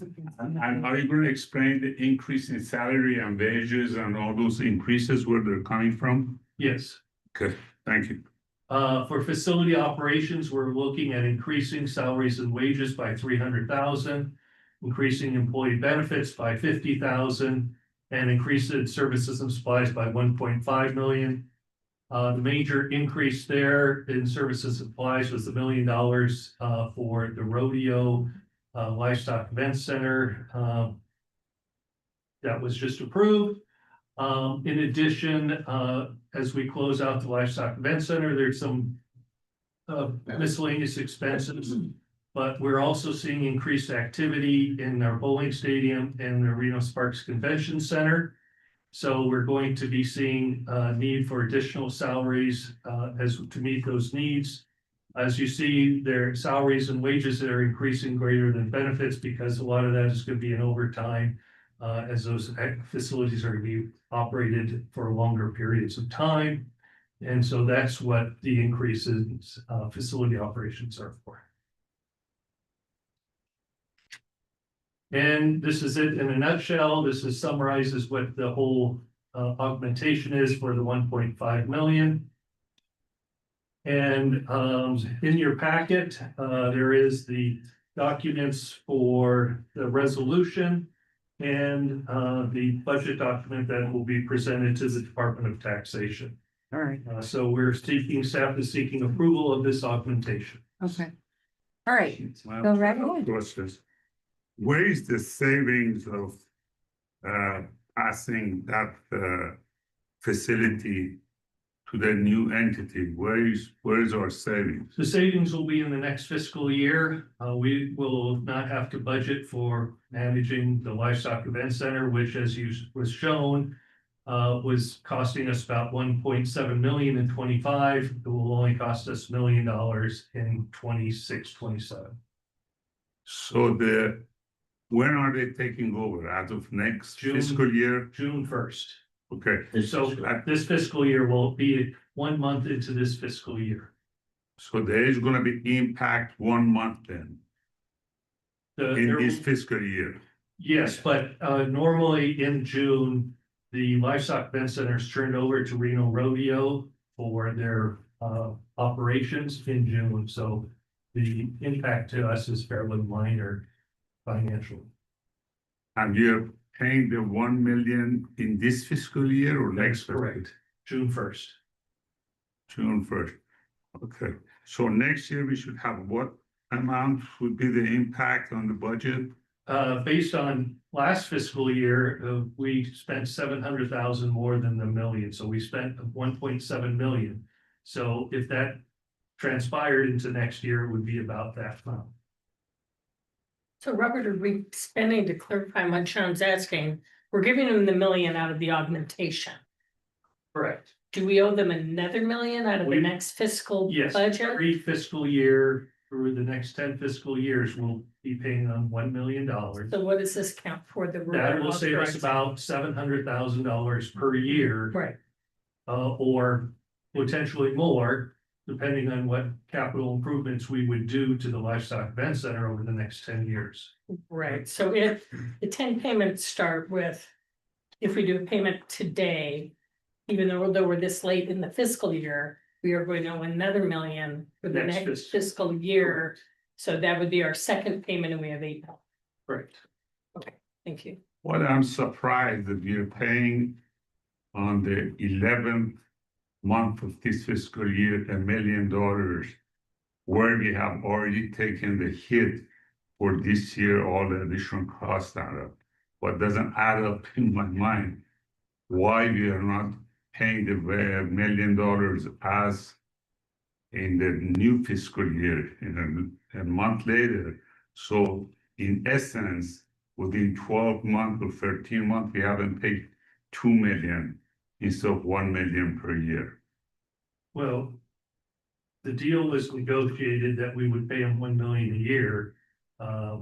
Whether it's June 1st or July 1st, I guess you could argue 1 month of 30 days. Yeah, I know it's all negotiations.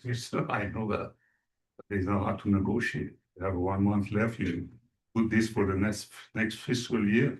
I believe what contributes to that, Mr. Brady, is because the exclusive agreement with the Reno Rodeo between the RSCVA was they take complete control of the facility for pretty much the month of June. Yeah. And the State Department of Agriculture requested the additional 7 to 10 days prior for the state fair, which you're bringing back. Their operating costs for those 30 days are significant.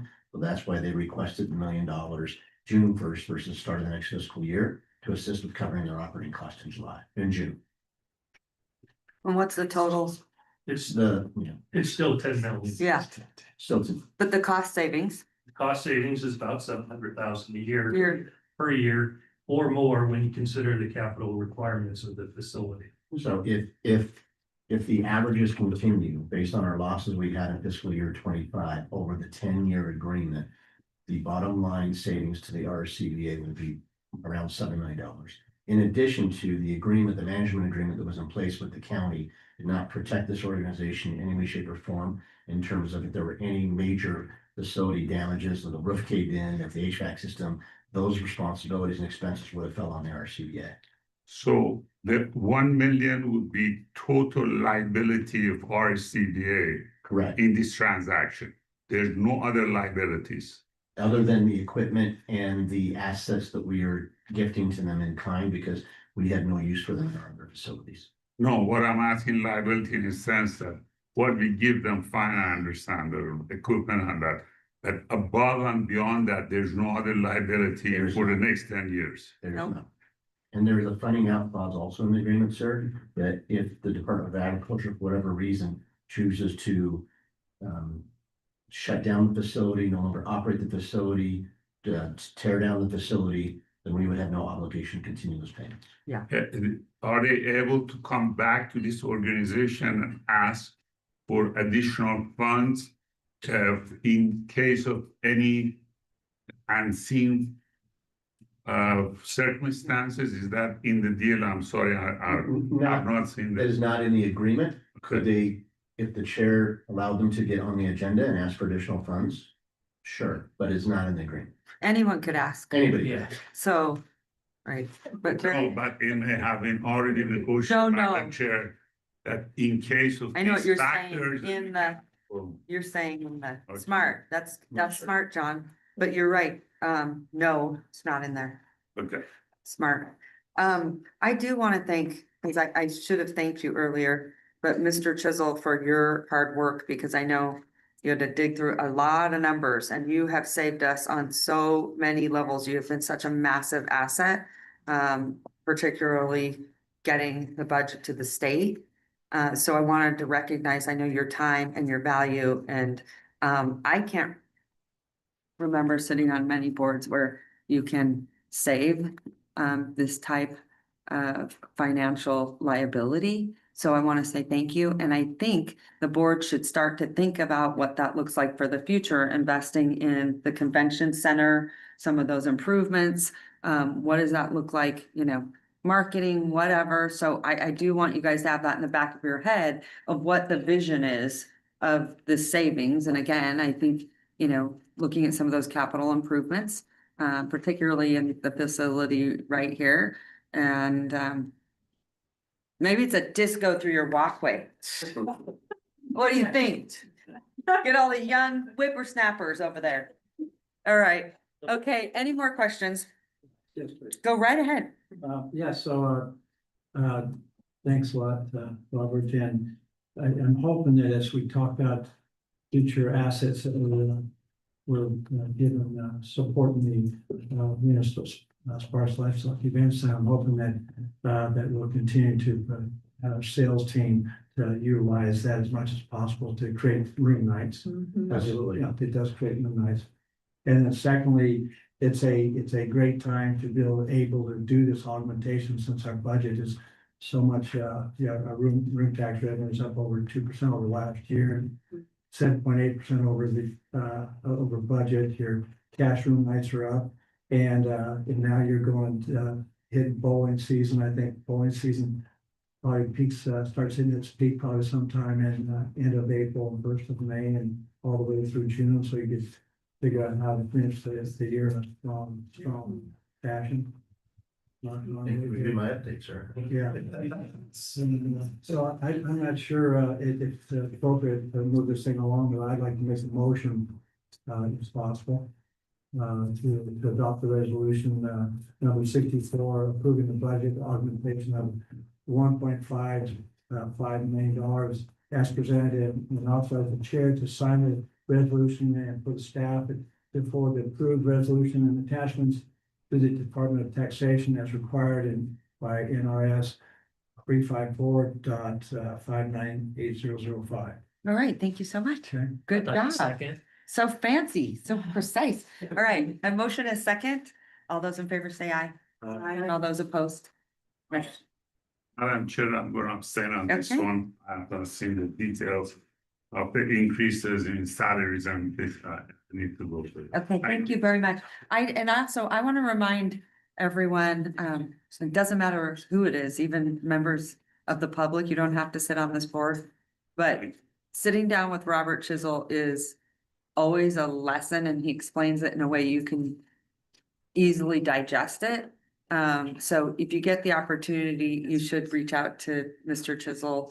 And if you guys want any information before we get into board meetings, I would just stress whether it's through Mike or through Christina or through Robert Chisel, because sometimes you might want to learn or know a lot more than that's in your packet. And, you know, there's information here we think you want to know, but you might want to, that's one thing, John, I know working with him is incredible at fiscal responsibility, and he really goes through it. So I just want to encourage you guys, reach out to them. Don't ever think that you can't just call them or whatever. Schedule meetings, because they will pick up and they will answer whatever you guys need. Because we have, you know, very limited time here, but I think some of us, especially John, and I love that about him, will, you know, really dig into the details. So, okay. Madam Chair, by the So- way, we got this on Tuesday. We Yeah. have asked for the breakdown where all these increases and where we are getting benefits and that a breakdown of that. So we are waiting for that information. Perfect. So, Yes. Go ahead. so to be clear, per statute, it's, you've got to vote, you can't, Yes. and so you can vote no, but No. we, No, Okay, we'll put it as no. make it very clear. Yeah, thank you. Okay. Then we're, yes, so we're gonna jump on over to the discussion of the airport, and that's item E2. So do you wanna, no, this is gonna like lay in your department over there. Do you wanna walk us through this, Mike? I can certainly try, and maybe Mr. Kennedy can assist. And you can do it too, but yeah, just, So basically what this is a discussion about, and Ben, please jump in here, but a discussion about what processes, SOPs the RSCVA wants to adapt as it relates to soliciting, accepting nominees for our representation from the RSCVA on the airport board. perfect. and I can give it just a little bit of background. So the RSCVA appointment to the airport is currently vacant, so we've got to fill that. And so we're asking for direction on what that process is. And the last time we filled that seat, we had board members bring names forward, and then those names were considered by the full board. If we want to do that again, that works, it's easy. If there are other alternatives we want to discuss, now is the time to do those, and then whatever the board takes action on is how we'll proceed to bring names back for in the April meeting for action. And just for the board's Yeah. knowledge, we have reviewed what Washoe County and the city of Reno do as their processes. and having on the website, so you would be. I able do to- think that's a good idea for transparency and, Mhm. you know, instead of people always Mhm. coming to us like, how do we apply? And, you know, I had to run that down. I always just assume there's an easy way for the public to access that. And if I understand it correctly, anyone can apply. Am I right? And I do think that, you know, you dial in on certain aspects of what this board wants to see. You know, we felt very strongly. First of all, Pascal was amazing. I want to thank him for his service.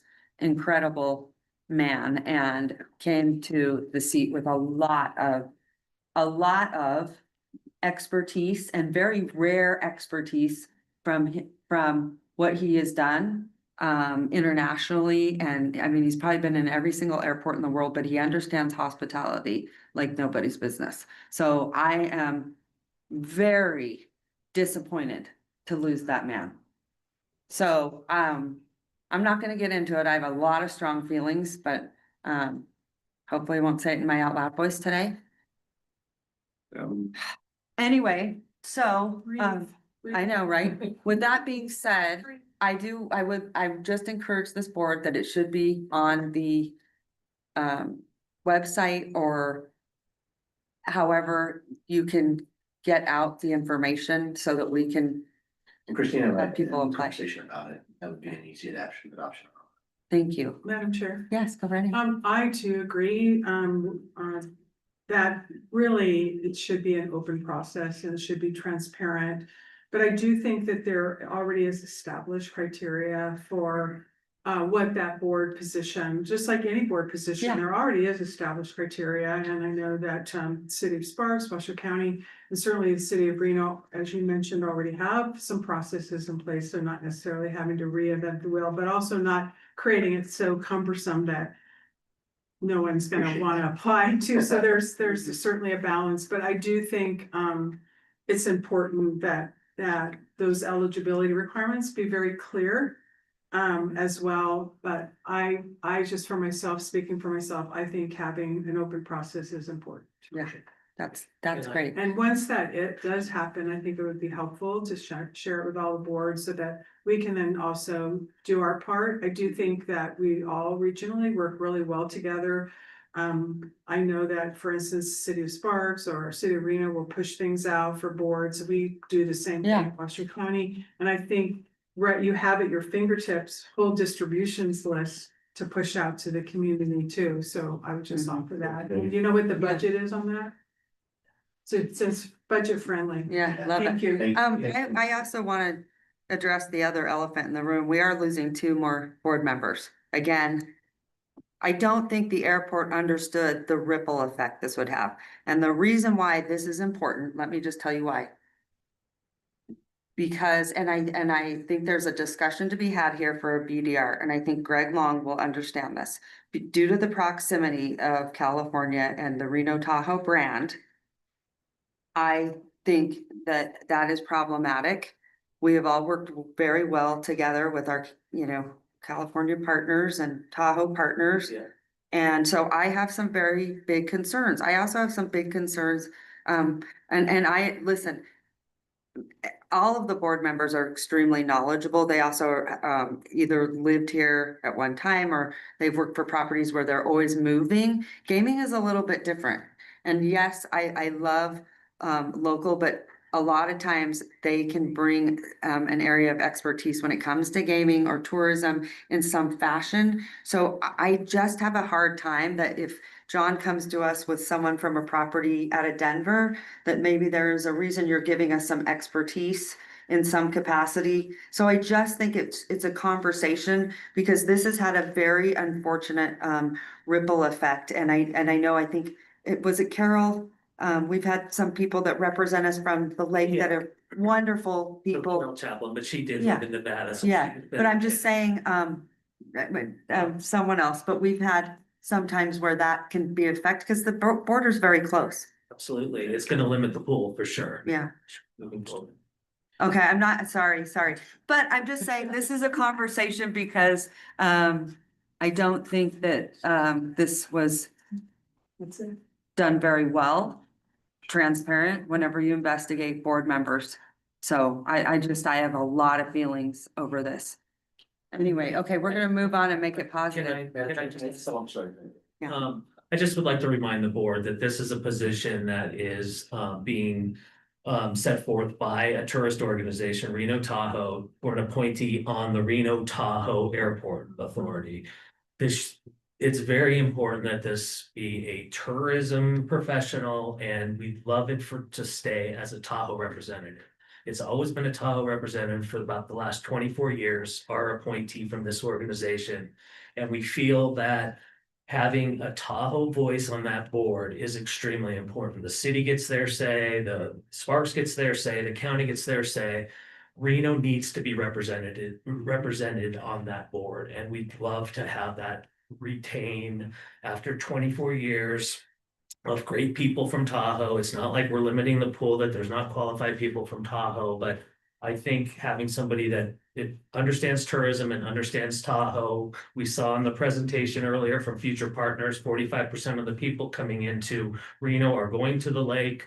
Hassan will tell me from the airport that when he's out selling the airport to airlines, they're looking at the board makeup, and if there was not somebody from Tahoe on that board, it would be a big mistake for our appointee. So going back to my point, these are really good discussions that maybe there should be BDRs and how that looks to make sure that there is representation. Yeah, So there needs to. good points. Just Okay. a quick question, Chair, if I can. Or to Commissioner Andriola's request of the RSCVA coming up with recommendations, qualifications, which we agree with. Bring those back to the board, have the board vote on those recommendations before the process of bringing names forward. We're gonna delay the process. I just wanted to bring that up. But Clara, I'm sorry, were you talking about, and they've stated it in a couple of articles, that the airport board has their whole list of requirements that's already set forth that we all have to abide by, and the one that none of us realized was the Appointing residency and the citizenship, which is the Appointing sticking authority, point Charlene. here. Yeah. So, but that list is already, Yeah, it's already. is that the there. one you're referring to? So we're Yeah, not I mean, it's creating a already new there. list. No, we don't need Okay. to. We You don't have to reinvent the wheel. follow the same process. Mr. Long's point, Yeah. I think that's the clarity of really the kernel here.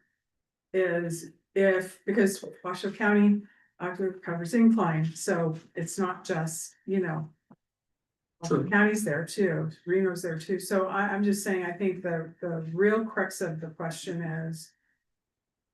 If it's gonna go out to an application that is gonna be, far and wide, if one of the criteria is that it be. Representing that particular area, is that would be, to me, an eligibility piece, and I think that.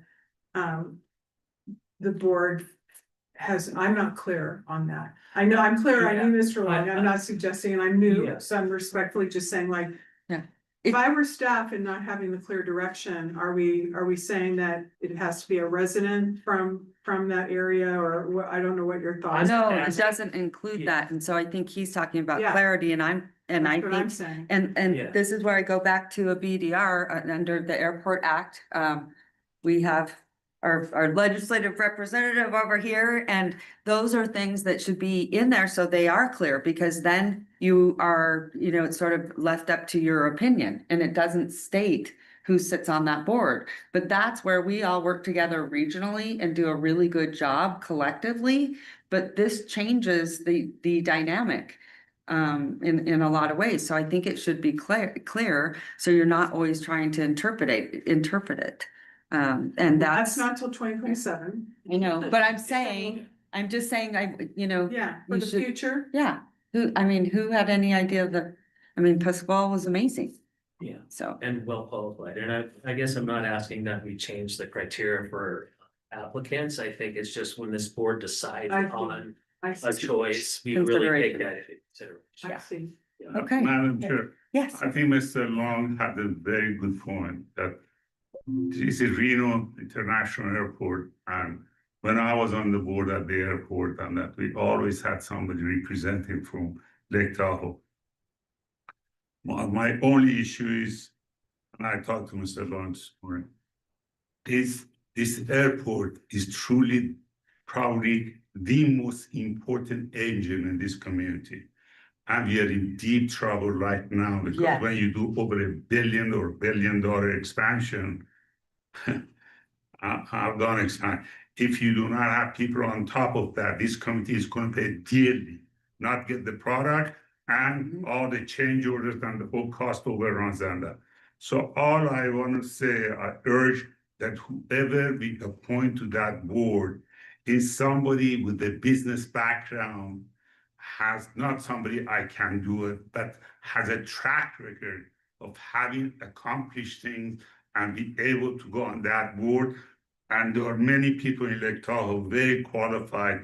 They reside there at Incline Village that are that have run businesses, companies. That's all I urge. Yeah, good. I love those comments and I would say I couldn't agree with you more, Mr. Farahi, because they are at a critical point with this expansion, and that's what they should be focused on. The eye on the prize, not going after board members without telling them they're having investigations. So you are exactly right, and I think I want all of you to put in really good applicants, and we will make sure we follow the process and move forward. Thank you.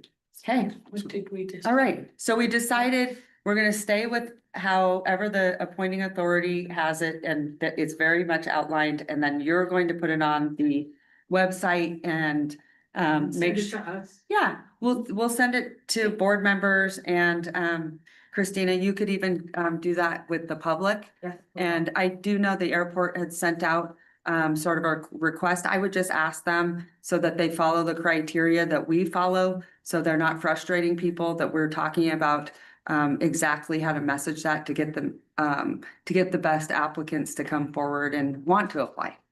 So And what is our deadline? So what's our One question. timeline? Yeah. what's our deadline? deadline, because we have to do it based on board meeting date, so. So the one question I have that kind of feeds into that is, will all the applicants come back to this board? So if we get 40 names, will this board be presented 40 names, or does it go through a committee to? No, Okay, so then if it's all gonna come back to the board, If they meet the qualifications. if they, which are very few, there's very few eligible. qualifications. So if they meet those, then I would say we probably need everything 10 days before the next board meeting. Yeah, Something So like if we that. have, just to clarify, then, if we have 40 qualified applicants, hypothetically, will all 40 get the opportunity to come and speak and present to this board?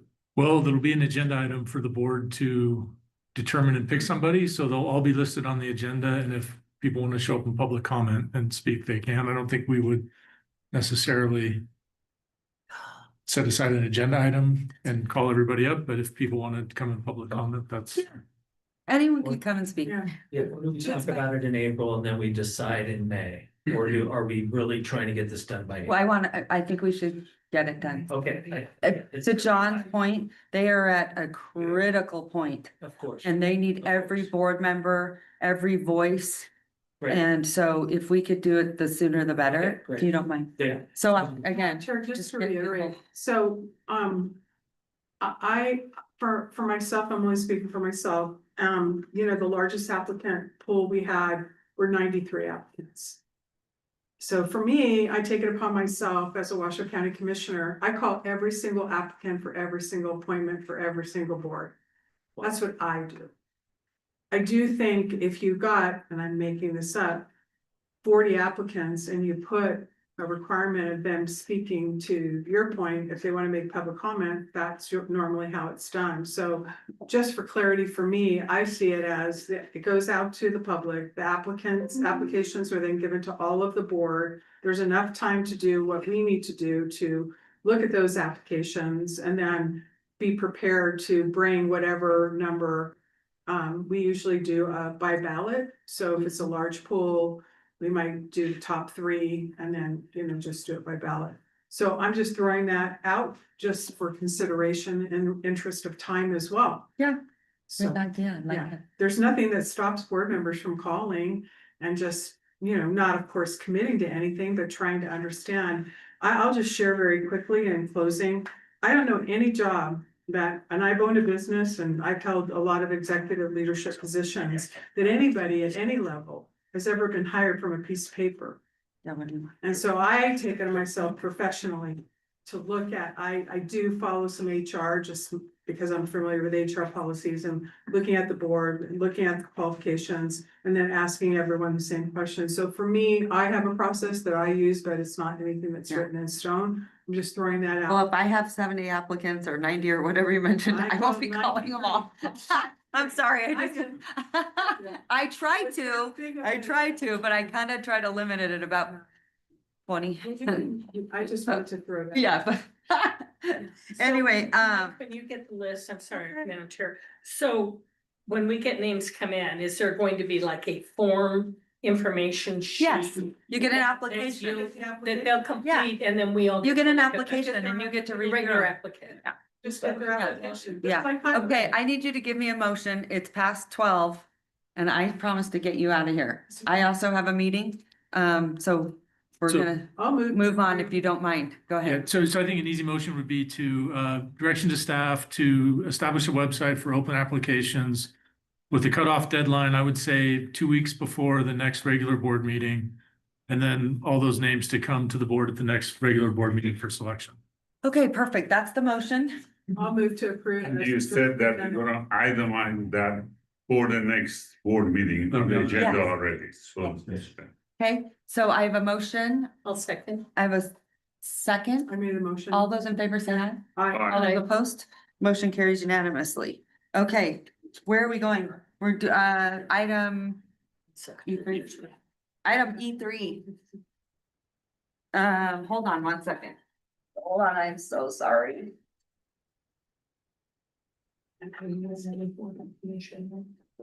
Sorry, that is the emergency. Hit the backbone. Okay, item E3 is, we do have to make, because of the removal. Oh, We need the treasurer. that's right, sorry. Because of the removal of those wonderful board members, amazing board members, we need to put people on the committees that they served on. And so that's because of, to your point, everything typically will go through budget. And so that way we can do augmenting and get the ball moving, because I mentioned that was part of the issue. I said we should bring it just to the board to have more eyes on it, and we're losing a member. So it wasn't typical, to Mr. Farahi's point, but he's spot on. So if we could also do this to get the ball moving and staying consistent with how we run our subcommittees, that would be good. So that being said, did you want to say anything, Robert? No, you're good? Okay. I don't want to miss anything, so you go. I was gonna say, Madam Chair, we currently have 2 finance committee members, Courtney Young, Mr. Glenn Carano. There's been a discussion with Commissioner Angiola about joining the finance committee. I believe she is interested. From it, Awesome. obviously that is your choice, as the chair, to determine. Yeah, We would have to add one more eventually, but for the purposes of today, I think we just need to see if Commissioner Angiola or Mr. Carano, because obviously Ms. Young is not here, would be interested in taking the secretary. okay, Well, that's I move awesome, for because Mr. usually Grant. that's the one no one wants to take, so I've got you. I'm looking at you two. What's going on? Okay, make a motion then, please. I move to appoint Mr. Carano to the secretary and treasurer position. Okay, I have a motion. You want a second? I will second. Oh, he's. All those, you second yourself? I'm just kidding. Cause I was gonna say, that's the one everyone's like, no, I'm good. Okay, there's a motion and a second. All those in favor say aye. All those opposed, That's motion. Madam Chair. Yes. If he promises he's gonna ask the hard questions, gonna dig into it, I'm gonna vote for him. Position. Well, why don't we do this? If he doesn't show up, then you absolutely have to sit in his seat. That's what I'm gonna make you do. That's what I'm gonna make you do. So- On finance, yeah. Be careful what you wish for, Mr. Farahi. You're gonna have to sit there and he's gonna deliberately miss the meeting. All right. Okay, where are we at, Ben? Sorry, we're all over the place today, but I'm just trying to. This, which was the executive update. Oh, yes, Mr. staff Connell pretty much presentation. gave My update, so we know Oh. we performed very well in February. Yes, Outstanding. Chad Peters was gonna give a capital update. We can move that to April. If we have time, the only thing that, and we can move to April as well, but Mr. Tasha Holloway had a very short presentation just to update the board about everything related to bowling, USB-C, our activation, our signage. The really cool video we'd Yeah. love to show the board that we created, if you can spare it. yeah. So listen, here's the deal. I got to see this yesterday. Taka, come on up. She did an amazing job. I want everyone to know.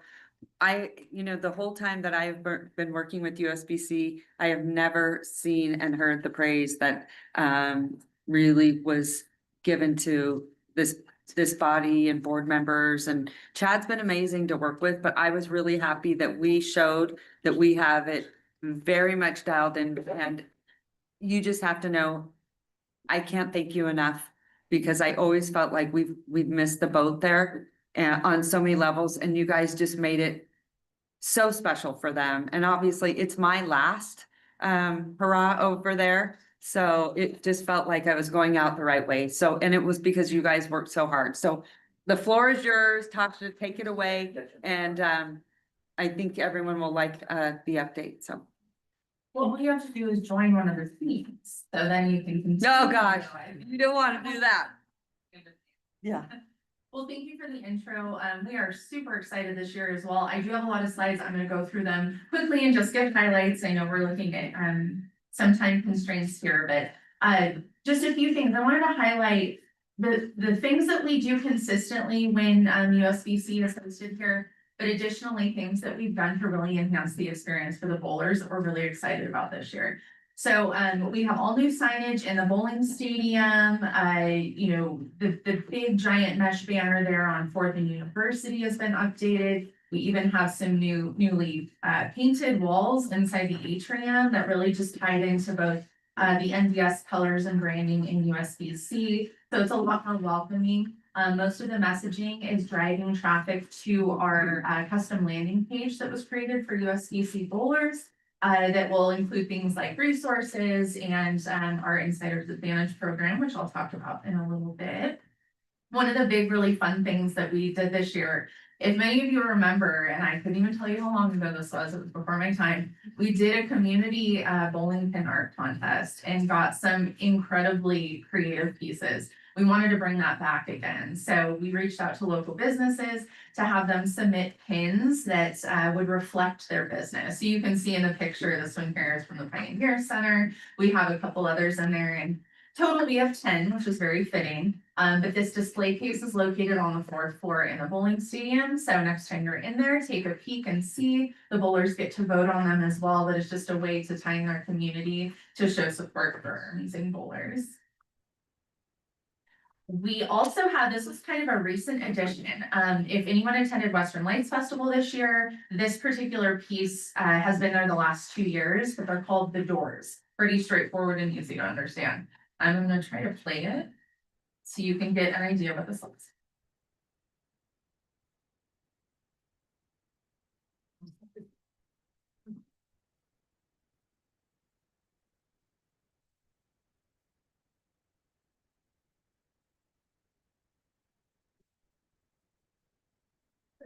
Western Lights and the artist that created the doors actually put in this no limit. So that was an actual opening of the door in downtown. And we are renting 4 of these doors. 2 will be at the bowling stadium and 2 will be at the convention center. And it's just one more interactive way to show off the cool art that we support here. And then also we can customize this content. So we're already thinking of ways to do like the POV of the pit bowling pins or something, and the bowling ball rolling down as soon as you open the door. Every time the door opens, there's something new in there. So we're gonna be adding those. I think, Chad, they're delivering today. Yep. So we should have them up and running in the next week. So that'll be really fun to have.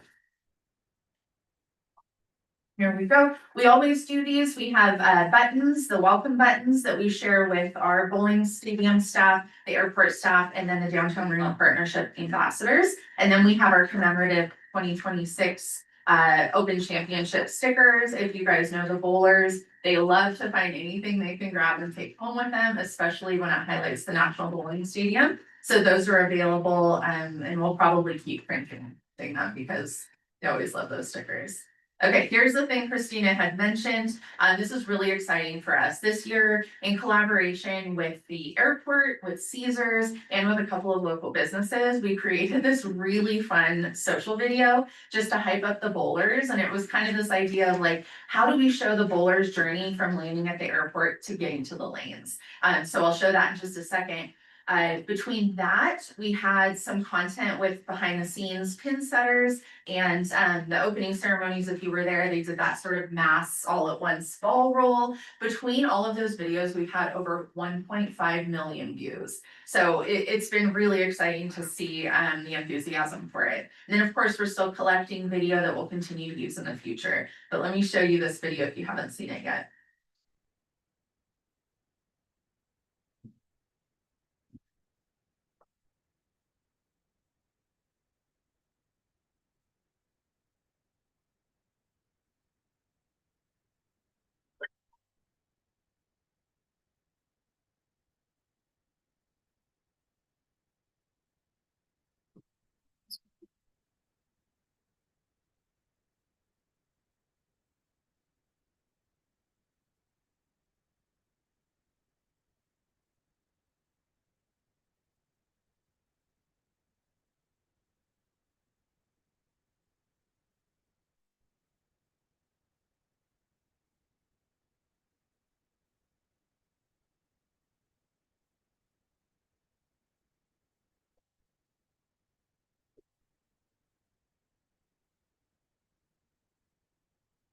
I have to give props to Andy who created this video. That was him rolling that bowling ball and he got it the first time.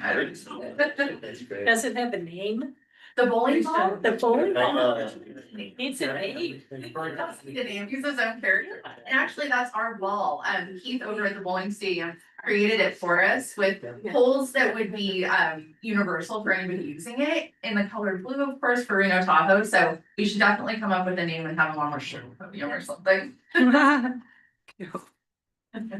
So the big thing that we're very, very excited about this year, and this is exactly as the mayor had just mentioned that I presented yesterday, this is in collaboration with so many community partners, and it's actually a program specific for our sales team, but we really went into it and kicked it off with USBC.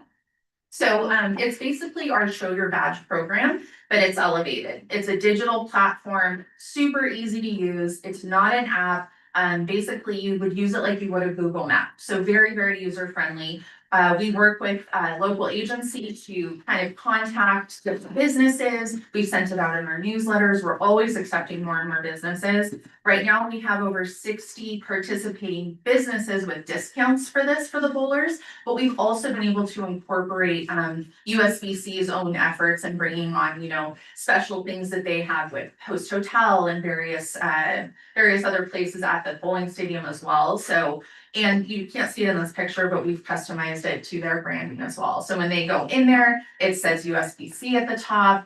It's just really fitting and fun. What's very cool about this is the analytics. If we haven't heard enough about data today, I'm really excited about this. But we get to see on the back end, not necessarily who's coming in and where they're going, because they're not required to click anything to accept or to receive the discounts that are included. But anybody who goes to this link and uses it, we can collect that information. So we've had over 900 unique viewers, and mind you, this has just been in the last 3 weeks. And over 2,000 map point opens, and we have about 80 map points, I think. So 2,000 times those have been opened. The other really fun thing that we added this year, because we know the bowlers love competition and we're like, how can we take it outside of the lanes? How can we incorporate more around the destination? We created a secret golden bowling pin that has been placed at one of the locations on the map. And if the bowlers find it, they get little giveaways, something free, and then they get entered to win the grand prize, which is actually one of our away suitcases that's going to be filled with all kinds of Reno Tahoe swag. So it's just kind of a fun thing. We wanted to try it out this year and see how it went. I think we had a handful that have found it and signed up so far, but that's been really exciting. And then moving into offsite from the bowling stadium. Of course, with the airport, I know that's been a big topic of discussion. This is immediately when they get here, how are we welcoming them? So of course, we worked with Lamar, we have in both B and C concourses, we have digital signage, we have videos rolling and rotating in the baggage claim area. And then we also created tabletop welcome signs for all of the retail and dining establishments within the airport to have. We also have the pins that I mentioned earlier, bowling or airport staff should have those as well. If anybody's been to the airport recently, you would see our giant bowling ball bag signs again, which were hit when we did it for the women's championship, as you can see the picture there. They have 5 of them spread throughout baggage claim. And then we are currently working, another thing, if you've been down to City Center, which is basically the walk from Host Hotel to the bowling stadium, they have these 6-foot tall bowling pins that are down there. Those were created by Downtown Reno Partnership, and they had an extra run of them. And so we're gonna be handing those off to the airport today to have spread out as well. So just trying to get as much attention in there, not necessarily promoting USBC, but just showing our love for the bowlers while they're here. Let's see, what else do we have? And then we're gonna do live music as well on April 27th, because as you know, we also have a USBC convention coming. So that's their peak arrival day. We're gonna do something fun in the airport for them too. And then additionally, community collaboration. You know, we were talking about this, Madam Mayor, yesterday, collaboration with the different entities. Downtown Reno Partnership has been fantastic and sort of brainstorming and working together. We put 21 street banners with the city that were installed along University Way and 4th Street. So that's more than we've ever done, and you can kind of see how we alternated the messaging there down. So those look lovely. We've also hired on a designated ambassador that's going to patrol in the late hours, because if you don't know the schedule for these bowlers, it's pretty insane. It The is. first tournament starts, I think, at 8 or 8:30, and the last one is at 11:30 at night. Yeah. And so you have that really, really late hours that we want to make sure there's a designated ambassador to help them too. I was walking down Virginia Street last night, right after my council meeting. And there was just so many coming out, like around, 7 o'clock at night. And everyone's like, that was walking down the street, where's the bowling station? I'm like, do you not know? So I walked over there and they were Oh, like, that's- who is this crazy lady that said, I'd like to walk you over there? But it was great, and I will tell you, it was spotless. Yeah. Good. Thank you, Rachel. Yes. So thanks to Sheriff Balaam. DRP has also helped give us some stickers and giveaways and postcards to share as well, and they've even done some stuff down there. But we're excited to partner and really get that activation going in between the Host Hotel and the bowling stadium, because that's where they're walking. We want them to know they're loved. So that's just kind of a highlight of what we're doing. But as was mentioned, I think they're really happy. We feel really, really proud of the work that's been done this year. So Great job. Congratulations. yeah, definitely a team effort. It's very hands-on, all hands on deck, but it's fun. Okay, Thank you. any questions? No? Fantastic. Okay. Okay, good. Clara left. That was the goal. What else? GH. Any board member announcements? Uh, Go right ahead. Madam Chair, with the two of us new and Ms. Young is only a few months, and now we're getting 2 new board members. The majority of board is going to be brand new. Yeah. I've asked you, were not here at the last meeting, for a strategic planning session Great. to analyze our existing plan and what we need to do to fine tune it. Love it. Especially again with 5 new people on the board. That's great. So I would like to ask you to put that on the agenda and Happy a to. date that we could have a Perfect. strategic plan for this organization, look at what has been accomplished, where are the opportunities, so we can fine tune our strategic plan. Okay, I love that. Question for you. Do you have a certain date in mind, month? What are you thinking? Next month, please, the sooner the better. Better? Okay. Or we have to wait, I take that back, we may have to wait till we have the 2 new Yeah. board members, so One after. for for May, please. If Okay, you can perfect. set it up for May. Okay, so everyone be prepared that that's going to be coming before us, okay? So look at your May dates, because I know many of you are probably gonna get out of town in June, because isn't that when the kids get out? Yeah, it's about school season. And it's shorter now, so parents like jump on that time frame. Right now they're in spring break. I think that's why Courtney's not here, but that June, so we need to do it in May, so everyone know we're gonna do a date. Graduations. Yeah, okay. All right, well, I'll get with Mira, and if you guys have certain dates and you wanna send them to Mira too, just say as a poll on what might work for your schedule in May. Okay, perfect. Okay, Quickly. yeah, go ahead. Mayor, I just wanted to give kudos to Christina. I was at a tourism conference earlier this month in Oceanside. Christina was one of the presenters, presented about the creator camp, had two of the influencers that attended with her, and it was a huge reception. I mean, people really were talking about it, how great of an idea it was, and she did a great job. So just want to give you kudos. I love that. Yeah. Thanks, Greg. That's so nice. Yeah. Cause it makes you feel like, that's one of my own up there, making us proud. He felt like a proud father. Proud papa, I love it. Thank you for recognizing Yeah. it. That's really great. Okay, anything else? No? What else do you need from me? Just public comment? Madam Clerk, come right up. I know I'm standing between you and lunch, so. No, it's all good. My name is Ken Mullen. I am the Senior Director of Aviation for LJ8 Engineering here in Reno. Hi, Ken. Nice to meet you. Nice to meet you. Also, wear the hat of President of the Nevada Aviation Association. That's really why I'm here today. I obviously listened to the whole meeting today, so I heard how important the airport and aviation is to this group and this community. And we, as an association, take aviation very seriously in the state, how important it is to the whole state of Nevada. And it's gonna play a more important role in the future. It's not gonna play a lesser. Isn't that so true? And there's a lot of items that are very high on that list. It's why it's gonna be important. Advanced air mobility is one of them. How this state handles that is gonna be incredibly important. My purpose of sharing this information with you today is about our conference we're holding in Las Vegas, April 6th through the 8th. And that conference is every year, and on the year the legislators in session, we hold it here in Reno. And then the off year, we're now holding it in Las Vegas. And so the purpose is to bring leaders together, not just in the industry, but also in the community. We've invited every state legislator. We've had emails go out through NACO, the League of Cities and other entities to ensure participation at that conference. It's not too late for the RSCVA to have somebody present. Yeah. On policy, our sessions are focused on airspace, infrastructure, policy and funding. And so we've really been a leader in the state and especially the legislative session. Jesse Wadhams of this firm helped us last session.